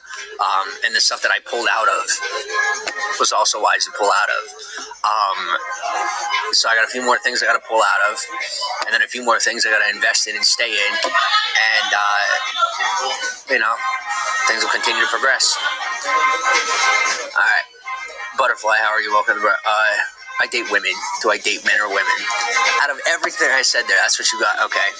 I sometimes I forget that I'm talking to the internet. But I'm glad that most of you listened.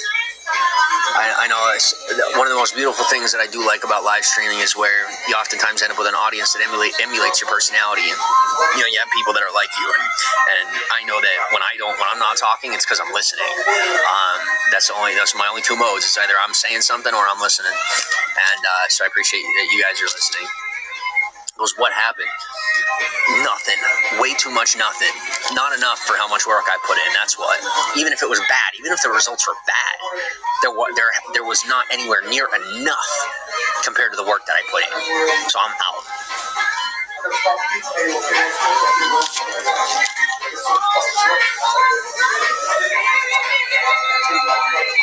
I know, you guys don't actually have to worry about me being arrested or anything. Literally. My name is everywhere. They know me. And this is what I do, and they know this is what I do. So, this right here, I've never really done this. But, this is also my way of saying, rest assured that I'm fine. I'm just gotta go through this right now. And I have a lot of law enforcement actually watches my show. So I'm probably kind of surprised by this right now. But I'm okay. I am. Like I said, I just had to have a little vent session. So.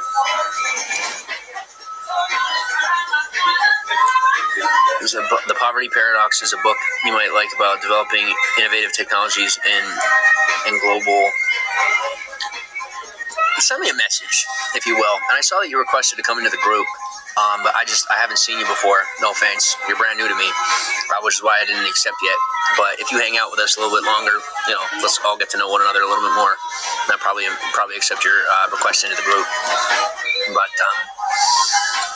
Paul Campbell, welcome to the broadcast.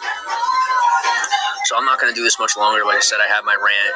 But you know what? No, I am going to, because one thing I have actually learned about Florida is that unless you are giving your all 24/7, they're on you. Like what on rice, like flies on shit. Like they're just taken from you. If you're not swatting the flies away, they're on you. So I'm not quitting and I'm not shutting down. I'm going to keep going, because apparently existing in your own space is a sign of weakness. You must invade everyone else's personal space 24/7 in Florida, or else you are a loser, apparently. So, or if you believe yourself to have manners, right, for the people who have like fake manners, you have to pretend to be minding your own business. Trust me, it works. It does. It was a trap house. Yes, it was a trap house, if you can believe it. Yep. It is listed on Google as a hotel, and it's literally a drug house. I'm not kidding you at all. And I went miles out of my way to go to this hotel that was not a hotel. It was a place where I would have been shot. So that was wonderful. And that was my last straw.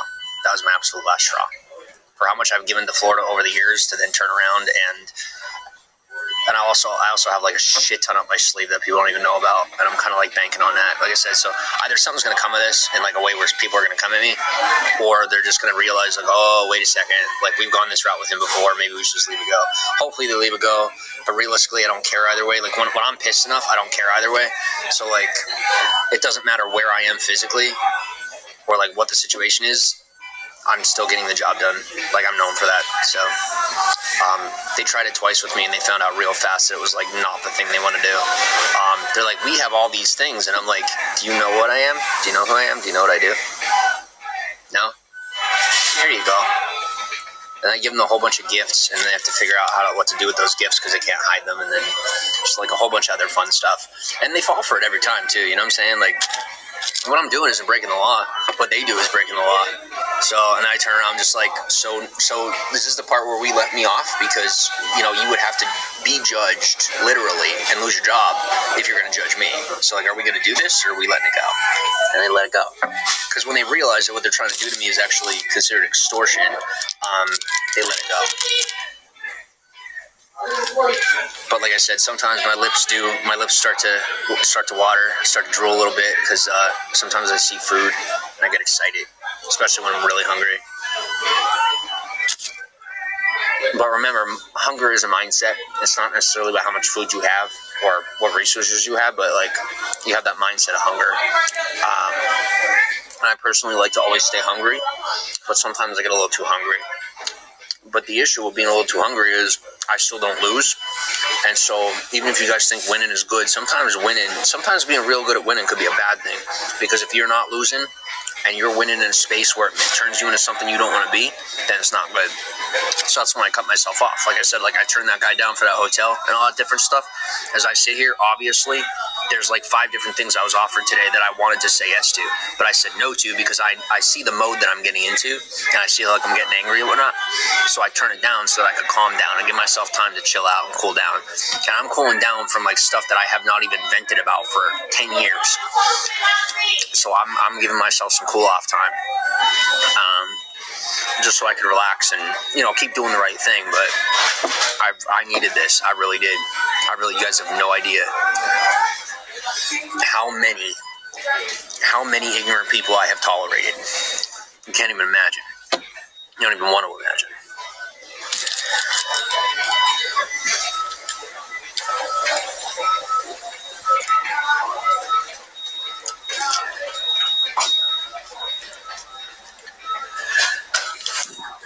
Just trying to follow new to this platform. Yeah, and then what's going to come off the way that it came off right now with what I'm saying is, believe it or not, a really warped, passive-aggressive version of concern and care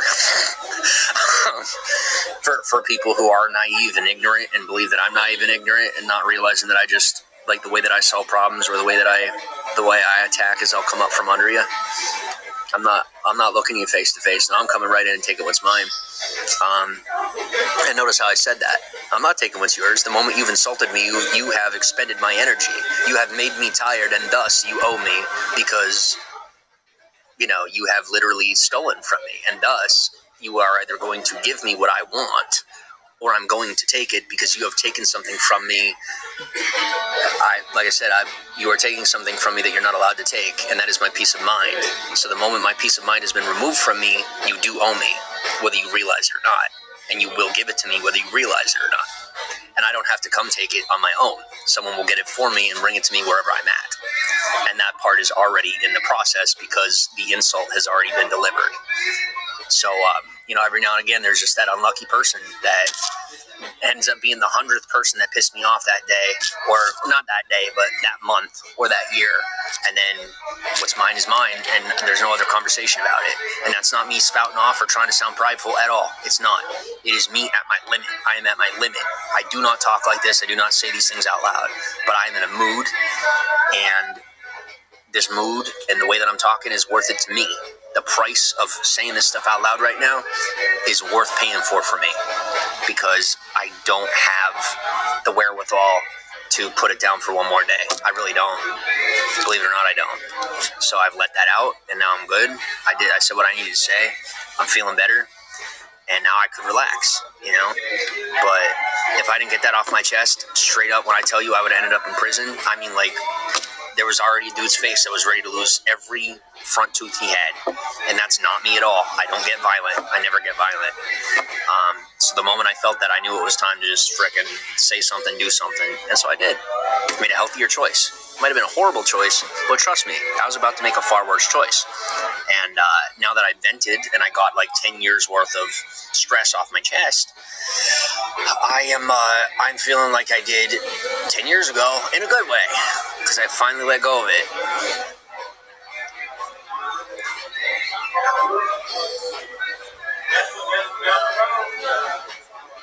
I'm going home to Norway.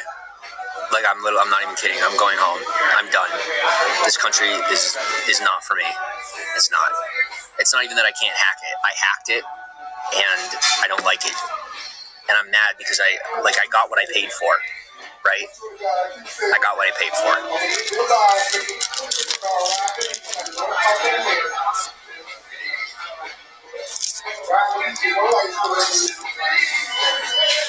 And see, people are like, oh, I love it. No, this is for me. Yeah, because you've been inundated and sold on the idea. Why don't you come to my country for 5 minutes? You're never going to want to come back here. Guaranteed. You really won't. But that's the thing, is you can't steal what we have in countries where we don't steal.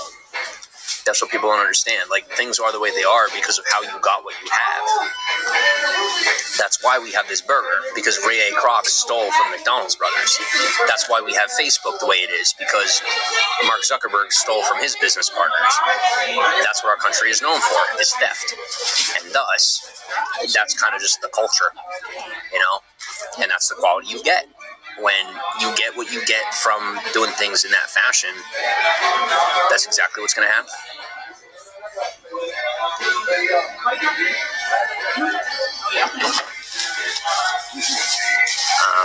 And realistically, that mindset is a poison, and it really is. That mindset is a poison, because there's only so far that things can be taken before you run out of the ability to continue to produce unproductively, because eventually you run out of resources and you're trillions of dollars in debt. Oh, and then your country gets to a point where you could get shut down by Facebook when you have the largest military in the world. And that's where our country is where Facebook is holding America hostage. Doesn't that sound insane? But that's actually what's going on. Literally, they could shut down our country. Mark Zuckerberg could just flip a switch, and America would be screwed. Literally. And he's supposed to be answering to us. So when we're done pretending and posturing and trying to feel or look big, I know that I'm tiny, But my power is in the humility and acceptance of being small. And that's where I'm able to build those connections. And a lot of these corporations do the same thing. It's exactly why they run the world. That's why they run the world, while you got other people just wishing to God that they could exist. But they don't exist because they choose not to. Catch what I'm saying? The harder you try to exist, the less you're going to. Let yourself be nothing, and you become something. Say something of value, people listen. Do something of value, people follow. So be careful what you choose to say and do. Me right there, I don't even care if it was a bad example because I needed to say it. I did the most American thing I've ever done. Right there. So it is what it is. But like I said, that's my last straw because it's officially starting to change me. And I'm not interested in changing away from the better parts of who I am. No matter what the paycheck is, I'm going to be miserable. So I'll stick to what I know. You need a ciggy. I do need a mother freaking cigarette. You're right. And thank you to America for getting me addicted to nicotine. That's one complaint I don't have. And yes, I did say that the way I said it on purpose. And accurately, not facetiously. That's it goes. Mexico. Yes, Mexico. I have a lot of steam to blow off. And I'm pretty sure I'm going to be able to do a lot of illegal shit in Mexico. So that's going to be fun. I'm not even gonna pretend. I'm gonna shoot so much shit down there. God, it's gonna be fun. I'm so pissed off. I won't do anything like that in this country. I won't. But in Mexico, I mean, literally, guys, it's just like free-for-all. It's literally a free-for-all down there. It's crazy. It's like Call of Duty in real life. It's nuts. So if you know what you're doing, go have fun. If you don't go to Mexico. Not even the tourist parts, because they like stalk your Instagram to kidnap your children. So you probably shouldn't go to Mexico. I tried telling people that, and then they got their kids kidnapped because they didn't fucking listen to me. But not my problem, not my fault. But people are stupid. Anyway, you eventually get desensitized to this stuff. I should not be this desensitized, but unfortunately, most Americans are lazy and won't do their own jobs. So I have to go do their jobs for them. And then eventually you just, deal with it. Do you have a family? Yeah, I got lots of family. Lots of family. Florida is changing you? No. No, just like I said, just haven't been in this country as long as I've been, and I've had enough of this. I love it, and that's why I think I need to go, is because I'm loving it. Like I'm starting to get sucked into the whole idea when I'm already fully aware that it's mostly an expense. Illegal? Yeah, well, it's not a lot of that. Yeah, I mean, it's illegal in Mexico, but it's Mexico. Like, it's not America. So does it care about Mexican laws? Why? It's Mexico. They expect you to do illegal things. You do something illegal and they go to arrest you for put you in prison for 20 years, you hand them $100 US, you're taking a walk. Don't do that. These aren't the droids that you're looking for, okay? Not even here. Like literally when I leave here, I wasn't here. As long as people are smart enough not to say I was here, but then even at that point, like I said, I'm still not here. Catch my drift. So, just enjoying this burger, being really upset about this whole trap house situation, and I'm really, really proud of myself for turning down that hotel room. I am, because it's about time that I just man up and go blow shit up where I'm allowed to. Like where I have access to and I'm allowed to, and it's quote unquote legal, like I have permission. I could just go actually freaking get the job done and be done with it. Instead of just sitting here and trying to pretend to be an intellectual. I mean, I am one, but I'm really in the mood, and I can't because I'm in America. So why am I here? I need to go where I could do it, and then I relax. It really helps me. So, Florida changed me once. Yeah. Florida changed my diaper. That's about it.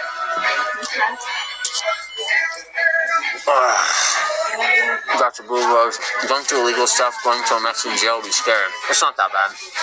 It's really not. Mexican jails are better. Mexican prisons are better than American prisons. Like, here's the thing. You get food. You do. But what you don't get is, like I said, peace of mind. In a Mexican prison, here's the thing about most countries. People are very interconnected and relatable. In our country, we're all paranoid and afraid of each other and killing each other all the time. Whereas, believe it or not, in a lot of other countries, it's more tight-knit.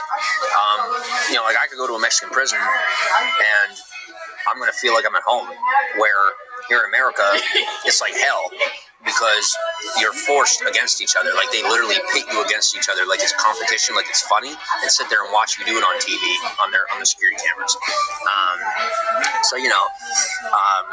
In Mexico, they don't have security cameras. They have guards that value their lives and value their families and are afraid of being murdered, and no one ever even finding out who murdered them, or even technically, they could just throw somebody else in there and they won't even know that the person was off shift. That, it might take them a month to even find out the guy died. So there's a lot more value, per capita in human life. They care a little bit more. Whereas here, we see each other as like numbers and like literally talk about each other like objects, and it's insane. Like, to me, most of this is just absolutely wildly insane, and a great way to make sure you don't survive, because there's absolutely no respect for one another, and it's no way to live. It's just not. It's like the purge in Mexico. I know, it's wild, dude. It's wild. What's up, Jasmine? How are you? Henry goes, true, you can bribe yourself out of situations in Mexico. Dude, literally, if you want to talk about a perfect situation, I kid you not. You go to Mexico, if you end up dealing with a female federal, like, no, I'm not talking about from personal experience, okay? But let's say you're dealing with a federales, right? And there just happens to be, the captain happens to be female. 5 minutes later, you didn't go to a Mexican prison for 20 years. 5 minutes later, you're pulling your pants up and taking a walk. And you had a wonderful time. People get pissed at me, but realistically, most people just don't want to survive. It's your own problem. Like, if you're over there judging me for my choices while you're struggling with your own baseline choices. I'm surviving, I'm getting what I want, and I'm succeeding, but I'm the bad guy. No, you're using you're using religious bias to make excuses as to why I'm the bad guy. Because I have to be the bad guy because I'm winning and you're losing, and you're following the rules. No, you're following your rules. Your rules do not apply to the whole world, and that's something Americans don't understand, is that your rules do not apply to all 250 plus countries in this world. They apply to one singular country, ours. And so most of the rest of the world is in common sense land and reality, where you kind of just do what you want. And if you want to survive, you're going to survive. Whereas here, people literally roll over, get on their knees and say, put the bullet in my head. Like, what's wrong with you? Like, what are you doing? My opinion, I like being alive. I don't know about you, but I enjoy it. I'm pretty good at finding a way to enjoy pretty much anything. Rose, I bought a dog from Mexico once. It turned out to be a wolf. I don't believe you, but I would love to entertain the possibility that you're telling the truth and just say that's sick as fuck. Very cool. Yeah, like I said, we live in a country where people complain about not being able to survive, relying on the government for pretty much everything they do, while telling themselves that they're the ones earning the money, and then they hear a curse word and like it's the end of the world. While you go to Uganda and you got 6-year-olds getting their heads chopped off with machetes, and I'm not exaggerating at all. I was sitting with a buddy of mine one time. He was telling me a story about he was in a foreign country, and I wasn't going to tell this story, but like I said, people are just being shitbags, so I'm just going to share the story.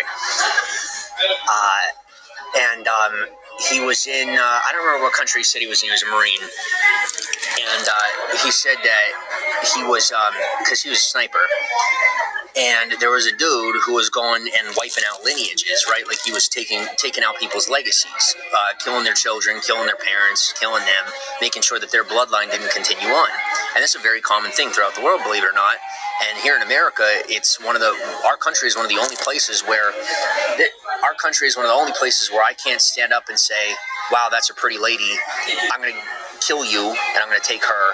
And in most countries, you kill that man, that woman's standing up and happily going with you because you are the man. You lived. In this country, we're taught that surviving is wrong. It is what it is. We don't realize how cushy, blessed, and privileged and spoiled we are in this country. 100-fold over. We are spoiled in this country to levels and capacities that we don't even fully understand, to situations that we can't even necessarily fathom or comprehend, that even just hearing about is enough to like warp the mind, you know? But the reality is, it's pretty regular stuff. And he said, like, this dude was just walking through the village, and he was taking, let's make sure there's not actually like any children. I don't think there are. There might be, but fuck it.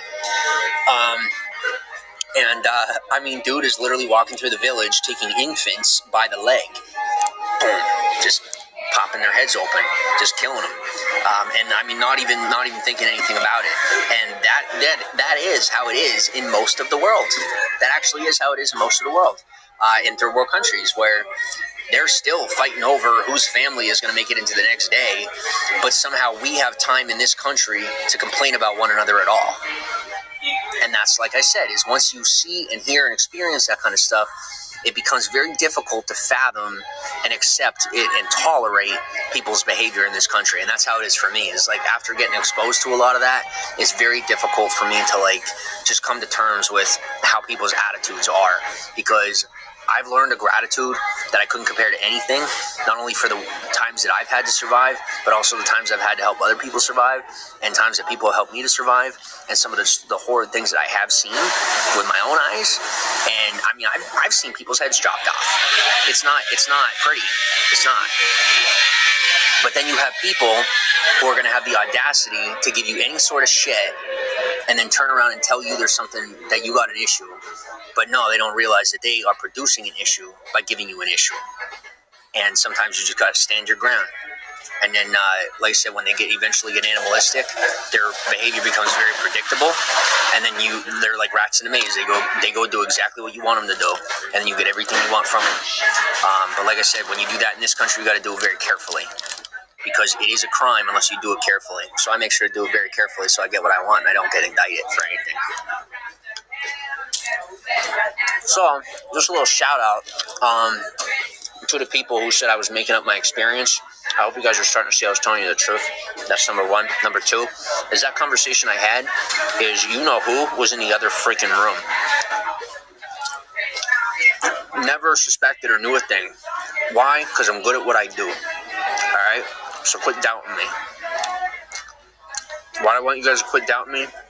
Because I'm just tired of taking people's shit, and I don't want to end up like some of my friends that I do love and appreciate that are freaking, they're a little tougher than I like to be. I like being soft. I like being cushy. I'm Norwegian. I like being not a Viking, a Norwegian. For people who don't freaking know what someone from Norway is like, we're very calm, cool, and collected, and we don't like turmoil. We don't like being high stress. We're very chill. And this is ridiculous. And so, like I said, I don't want to end up like some of my buddies who, when things are tough enough, they do stand up and they take your teeth out of your mouth.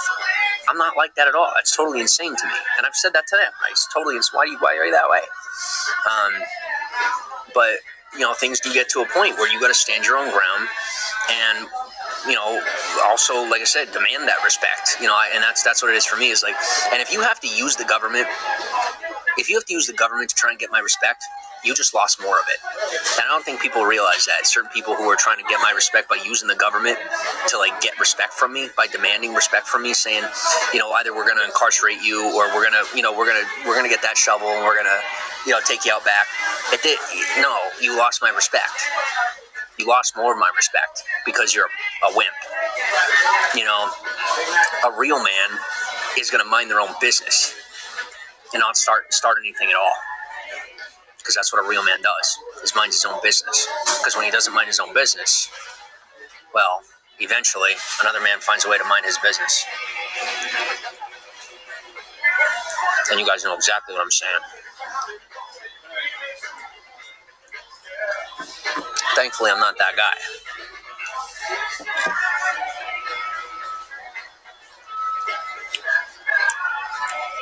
One thing I can tell you is I don't think this McDonald's ever going to forget me. But I'll forget by tomorrow.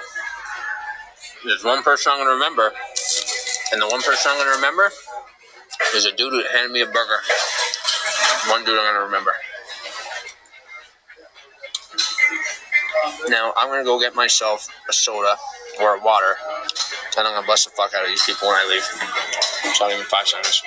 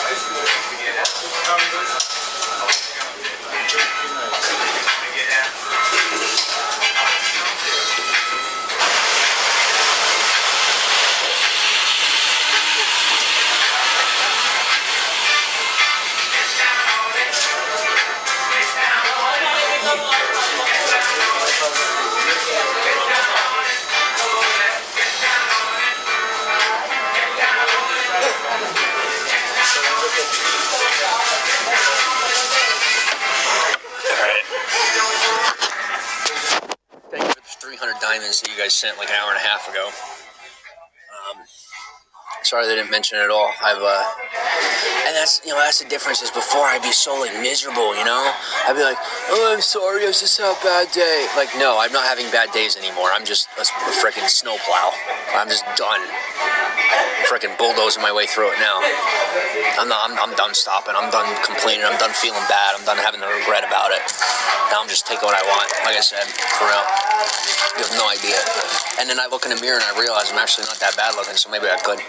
But I have to admit that respect does set in, and that's basic human respect that I was raised on. So thankfully, thanks to that, I don't end up like some of my friends who they would just straight up steal your wife and not even regret it. But I mean, I'm not that way in the slightest. Why? Because I do believe in karma, and in my mind, one day I'm gonna have a wife, and I am also humble enough to recognize that I do have losses, I do lose, so I don't want to be the guy that loses my wife to some douche who steals her. So I would never do that to another guy, because I wouldn't want that to be me.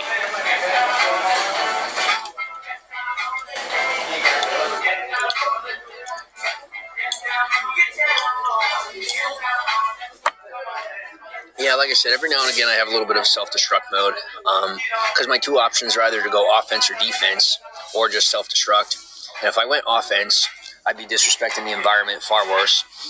If I went on defense, I'd end up, like I said, just disrespecting myself far worse.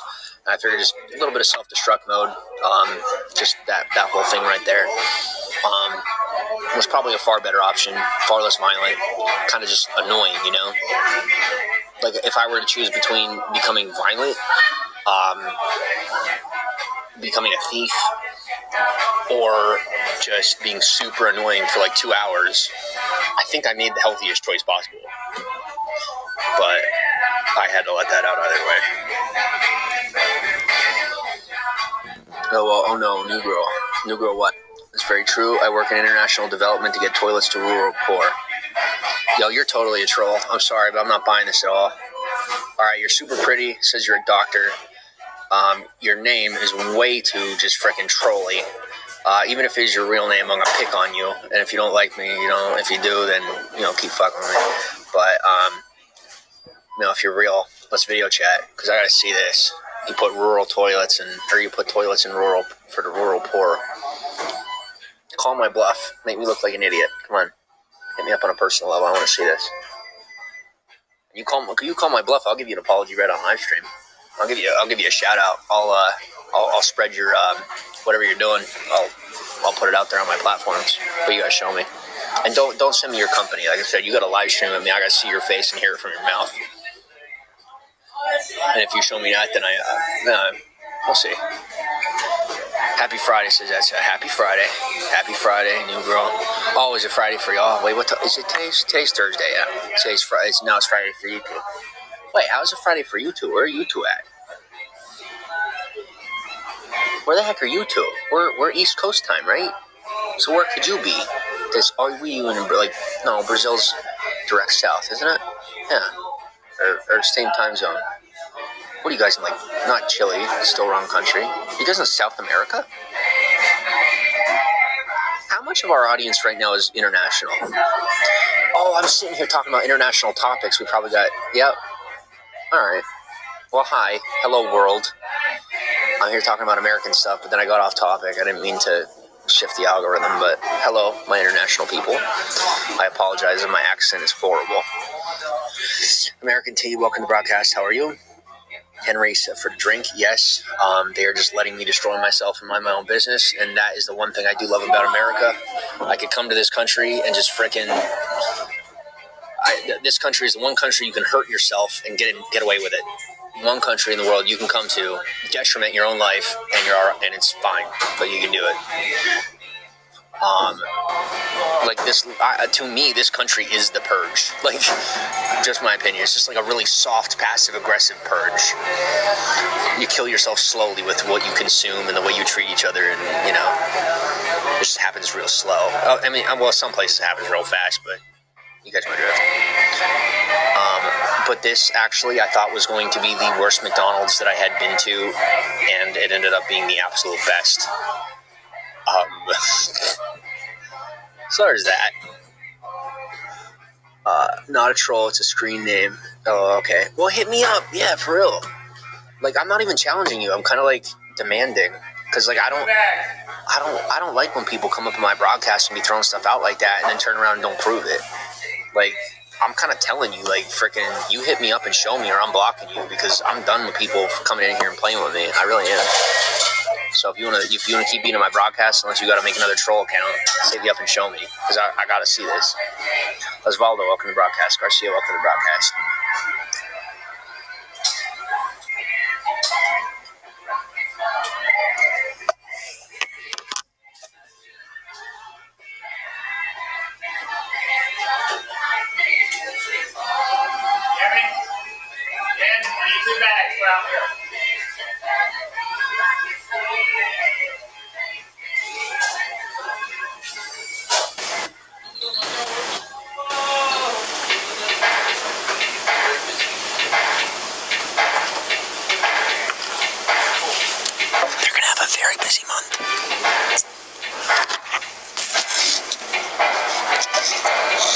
You guys realize there's going to be people coming to this McDonald's just to see where I had the ranch.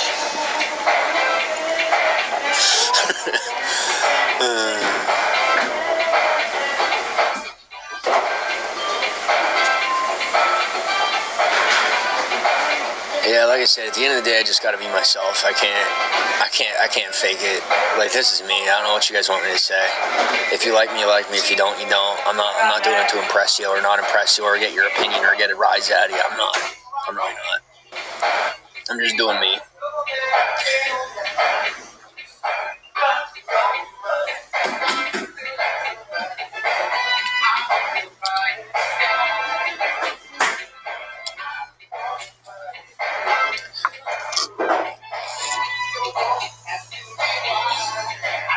John Jones, welcome to the broadcast. Charles Anderson.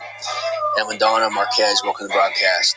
Dee, welcome to the broadcast. Angela, Leah, Patty, Aaron, and yes, by the way, Dee, I have been formulating and articulating certain social, social mechanisms in such a fashion where you would fit into the role and the letter of D, where there are certain things that are going to come in the direction of you and your family just by that. So as I'm the bad guy, you're welcome. I'm just going to have some stuff coming your way, and you're going to be like, where's that coming from? I want you to know that it's been coming from me. So anyway, I don't accept no when people tell me not to help them, when they need my help. If they didn't need it, it'd be different. But when my help is needed, you're getting my help whether you want it or not. And you can't stop me, no matter where you put me. And I don't know for sure But even if I wasn't on the planet, like if I passed away, I don't know for sure yet that I could still make a difference here, but you best believe that if there's a way, I'm going to find it. Angelo, welcome to the broadcast. Patty, Aaron, Helio, Lana, Mel, J-Man, Daisy, Michael, Mira, Billy Bob. Favorite things, Henry, Heavenly, Amish, New Girl, YOLO, and Doctor. How are y'all?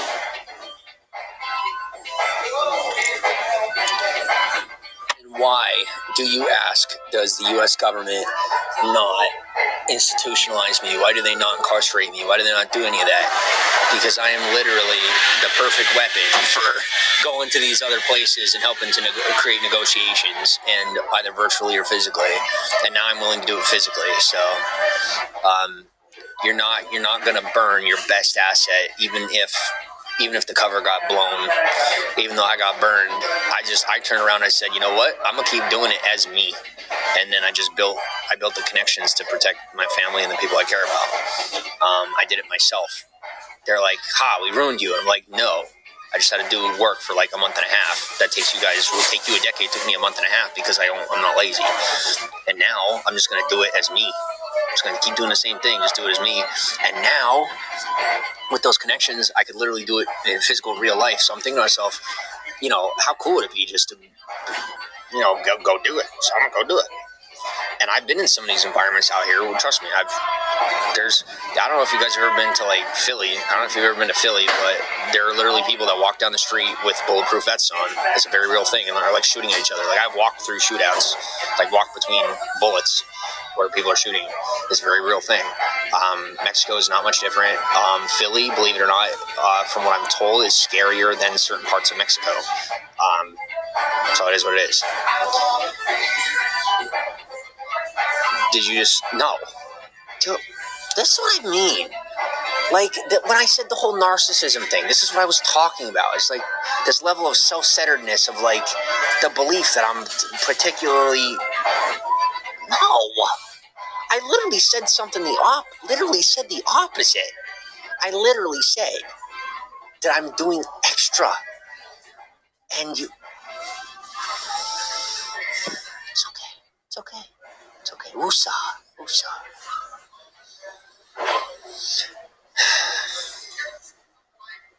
Lex Trolls, welcome to the broadcast. Kentucky Fried, welcome to the broadcast. Oh, yeah, we are, I don't know. I think we're reading the same book. It's just yours might be in Japanese or something. I don't know. Lex goes, hi, honey bunny. Oh, well, I mean, it's that time of night, but you got to realize I'm in public right now. I'm in public. I mean, I don't know if you consider this public. It's kind of public. You didn't threaten anything. I know. I'm still like, I'm even trying to think. I'm like, what did I say? What did I say that could have been taken threatening? I don't even know what I said that could have been taken threatening. Really good song, by the way. Yeah, no, I'm telling you, I literally have toughened up like 100 times over since you guys have had any personal interaction with me. Like, I literally have become, like, you wouldn't even believe me if I told you. Just like, I don't even know how the heck I gained the respect that I've gained, because I've refused to get in fights. I refused to, like, I got beat up more than, like, I never fought back because I just wouldn't, like, not, in those, where I'm talking about. Out here, it ain't happening out here. But in there, it's just different. Like, I didn't just literally in protest the entire system of it. Like, to me, it's just deplorable. Like, people should be in there that literally don't have any other way to live. But there's a lot of people that should not. And, so I really, like, really fought against the whole thing the whole time and tried standing up for the people that were in there. And it got me hurt quite a bit. But eventually I started to have fun with it. And they just stopped doing it because I came to the point where they'd be freaking pounding on me and I'd be laughing. Because I didn't give a fuck anymore. Because I knew it's like I was either going to die or I was going to survive through it. And one way or the other, I was not going to let them have that satisfaction. KZB, welcome to the broadcast. Ferguson, welcome to the broadcast. So whenever I tell you guys that you don't have to be big and tough, you don't have to fight, you don't have to whatever in order to get that respect, you really don't. Like, I've gotten far more respect from the hits that I've taken than the hits that I've delivered.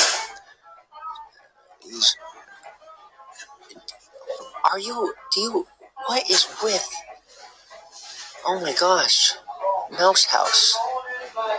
This isn't Mickey Mouse Clubhouse. Are you crazy? This is not Mickey Mouse Clubhouse. Stop. Do you even hear the things that I'm talking about right now? At all? I'm not cleaning this up. Whatever happens to you guys based on you throwing that out there, you just did it to yourself. I wouldn't even be able to get those resources to you in a proper time frame. I told you this was going to go down. I just didn't know how. I did not expect it to be this way. But friggin' A. Is that no? Like I said, that doesn't even. No, of course not. But like I said, either way, it's like it's an adjacent scenario that I've been trying to look out for somebody, and like I said, I can create a contingency plan for family members. This isn't my fault. I said I can't. I'm just gonna let these ones. Like I said, some stars you just gotta let burn out. You know what I'm saying? And some are already burnt out, but they just haven't died yet.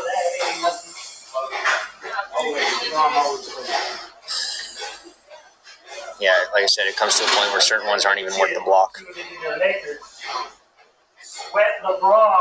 Zagato, welcome to the broadcast. GB Hoy, welcome to the broadcast. Maria, welcome to the broadcast. Crystal Avalaz, welcome to the broadcast. Who you talking about? Jordan never been sweat. What it is like there's just some people that have an inability to even ascertain, that don't even have an ability to ascertain the scenario. If there's anybody watching from whoever this individual is, if you have anyone in their environment, please reach out to this person and give them some common sense advice to not be doing what they're doing, because I'm not going to block it because it's due justice. It's just nature's process. Literally, I got to let it happen. But I will make the recommendation to anybody associated with this individual to make sure that they get them either out of the broadcast or at least out of the comments, because what they're doing is pretty much what they've always done, except this time I don't think they're really ascertaining the situation in the slightest.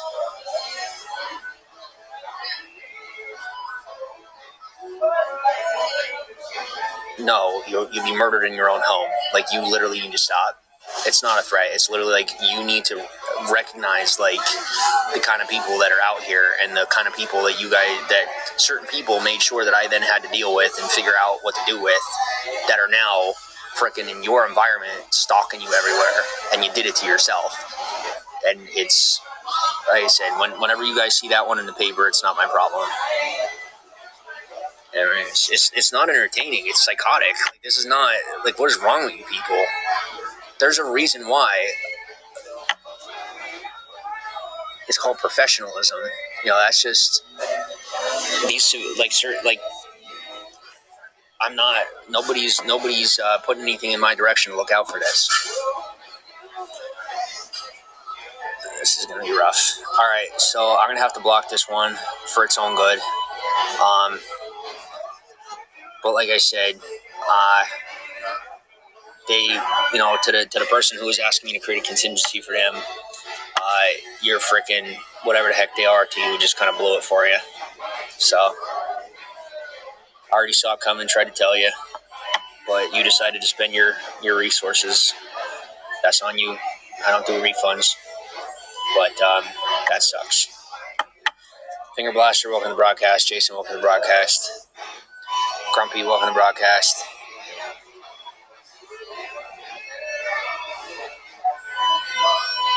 Nowhere Man, welcome to the broadcast. Mills, Mira, Pamela, GF Joe, Stella, Crystal, Kimberly, Saran, Coco, Lonnie, Mike Romepix, James. Now you guys might see what I'm talking about when I say there's some things that aren't even worth the pay. There's welcome to the broadcast. John, welcome to the broadcast. Jill, John Jones, Charles, Leia, Lana, Mel, Jamar, Daisy, Billy, Favorite, Henry, Heaven, Amish Fonzie, New Girl, Yellow, and Doctor. Amish Fonzie, you actually sparked a memory for me of a song called Leader of the Pack. And I'm really glad you did. I downloaded that song. I was listening to it. It made me really happy. I used to listen to a lot of like 40s, 50s, and 60s music. And it brought back memories for me. Good evening. How are you, Maria?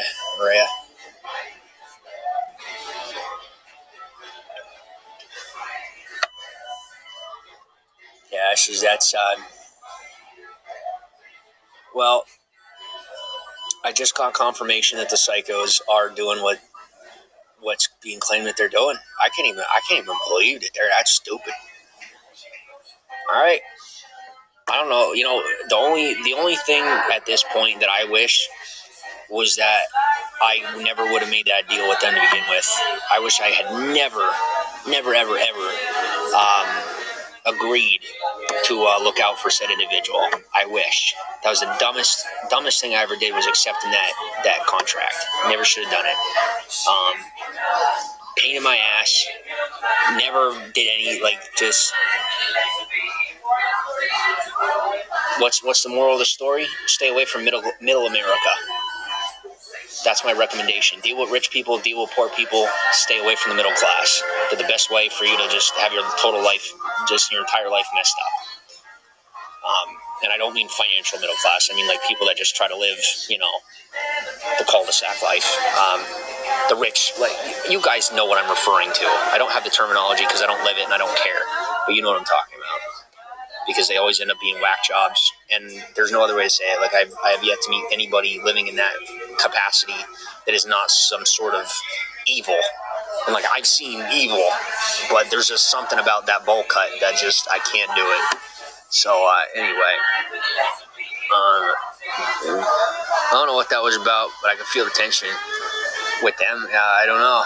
I don't know what that was. I don't have any idea. Yeah. No, I said at this point, they're all dead. Oh my God.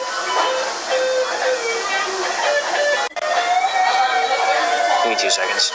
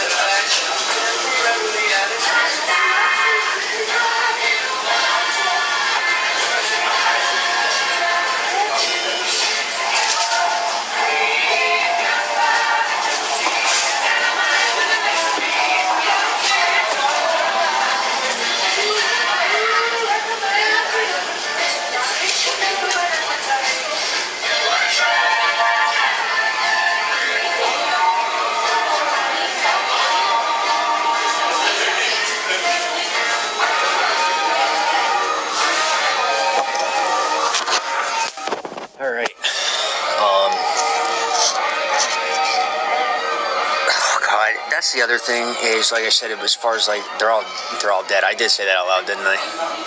Fuck. Yeah, math says they're done. I can't do anything about it. That's why I walked away from the situation to begin with. You know, people, you can't control people. They're going to make the choices they want to make. And, I mean, some people literally are suicidal, but, like, in such a way where they'll get themselves killed, and then, but like, some people are so prideful, they don't even want people to know they're depressed or suicidal, and then they get themselves killed, and then it doesn't look like they got themselves killed, if you get my drift. But, yeah, they're done for. At least I'm guessing there's going to be 1 or 2 of them left. But that is what it is. I'm literally going on math. I'm not making threats. I'm not saying anything like that. I don't have anything to do with them. But just statistically speaking, not even statistically, just like they're done. I've seen it. I've seen it a lot. They're done. Do I take pleasure in it? No, I don't. But at the same time, when you invest as much as I did into that project, per se, called a project, and then it turns around and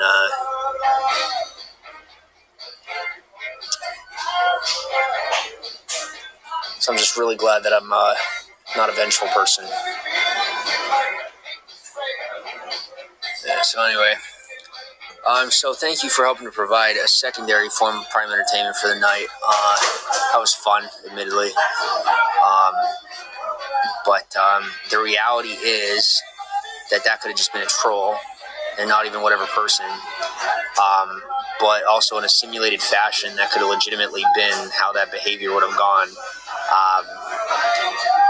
But the point is my point is that the public perception on the scenario is enough to have triggered the results that I'm speaking on. So there's what I'm going to say is to the people that have been keeping Scout. We'll say it like I'm stupid. Do me a favor and just don't anymore, because I'm not losing anybody over them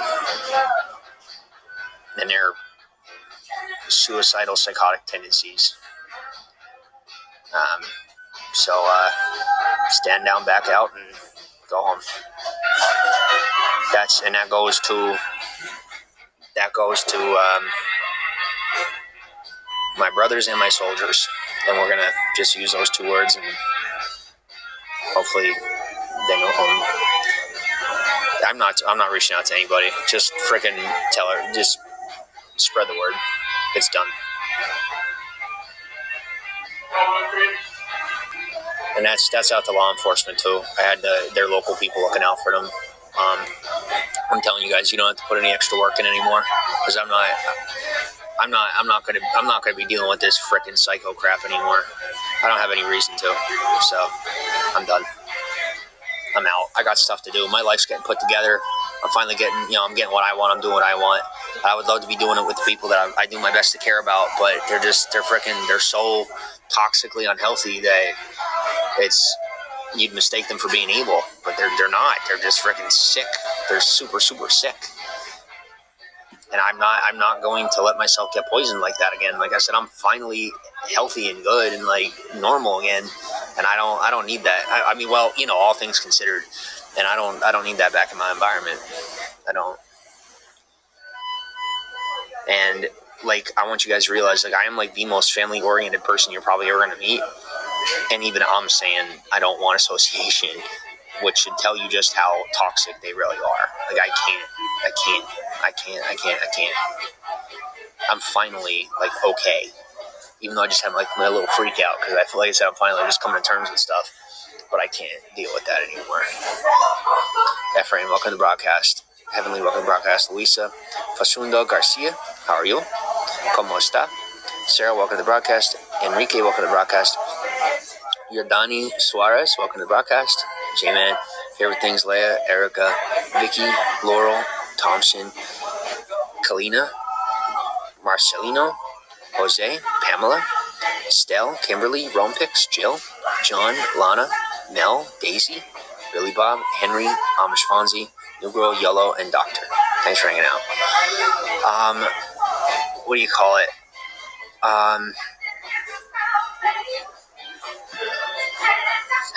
This day keeps getting better.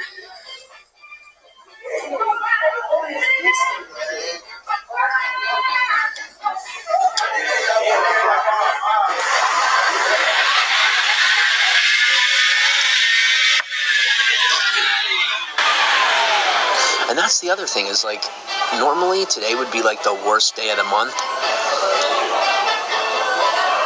And thanks to you guys, it's actually every day keeps getting better. It really does. Like, I wish you guys could see in real life the progress I've been making. Like, I've been getting healthier every day. And it's weird because, like, you guys know how I am and you see how I am. But, like, for real, I'm actually becoming happier and becoming more peaceful and, like, not taking stuff out on people.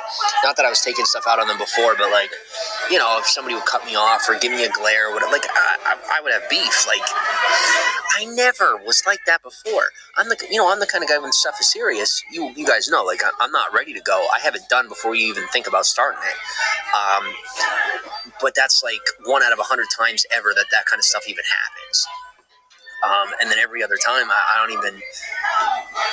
even pay attention. You know what I'm saying? just because it's not something that I have time for. But in reality, I am gonna have to head out because in respect to Burger Man, I'm gonna have to take a little walk. And God, I'm so angry. I just what I'm nervous about is I'm gonna get out there, and just because of the mood that I'm in, that I am gonna end up running into somebody who, I don't know, just gives me lip or looks at me the wrong way or something. I've never snapped before. I've never snapped. But like, you ever feel like you might be ready to, and you're just waiting for that guy that's across the walkway to give you a funny look, just so you could go and put his nose against the pole? I felt that today, and I didn't like it, because that's not how I am at all. But I've just really been pushed way too far. So I'm okay, and I'm not going to do it, but the moment I cross that border, for the love of God, will somebody please piss me off? Please. Because I need a good fight. I do. As long as you're smart enough to just stand up with me after it's over, shake hands, and go get something to eat. Be careful, bro. I will. Doctor says the best feeling is owning your peace of mind. You got this. I don't want to, though. I'm so tired of holding it all together. Tonight's gonna be my night to let loose. I don't know what I'm gonna do. I'm not gonna do anything illegal. I'm not gonna do anything that'll get me in trouble. But I might blast my music walking down the street in the middle of the night and just freaking say whatever I want. It's a possibility. So, jog to blow some steam. No, I literally got pins and needles in my feet. My feet are so bad right now. We're just gonna pretend tonight didn't even happen. How's that sound?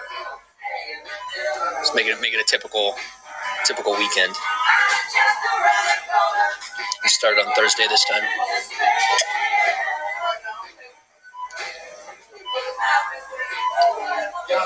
Alright. I'm gonna go find somewhere else with Wi-Fi. Maybe I'll just pirate Wi-Fi off a hotel or something. But I'm gonna live stream again because I want to kind of live stream all night. And I was gonna make what I thought was gonna be some responsible decisions tomorrow. But I think instead I'm just gonna, like I said, keep doing what I do, go berserk mode, and get some serious work done. And say fuck you to the system and make all my money without having to engage with the U.S. economy whatsoever, other than accepting stuff from people that engage with the U.S. economy. Ergo, pulling money out of that system and putting it into the global system. What I'm saying is, because you guys have really gone too far with me one too many times, you have lost my business. I am no longer a customer of the United States, and that's final. So, have a good night. Nice to meet you too. Don't forget to follow. I will see you guys some other time. Talk soon. I'm going to come live again later tonight. Make sure to send me a message. I will be answering my messages before I come live. See you soon.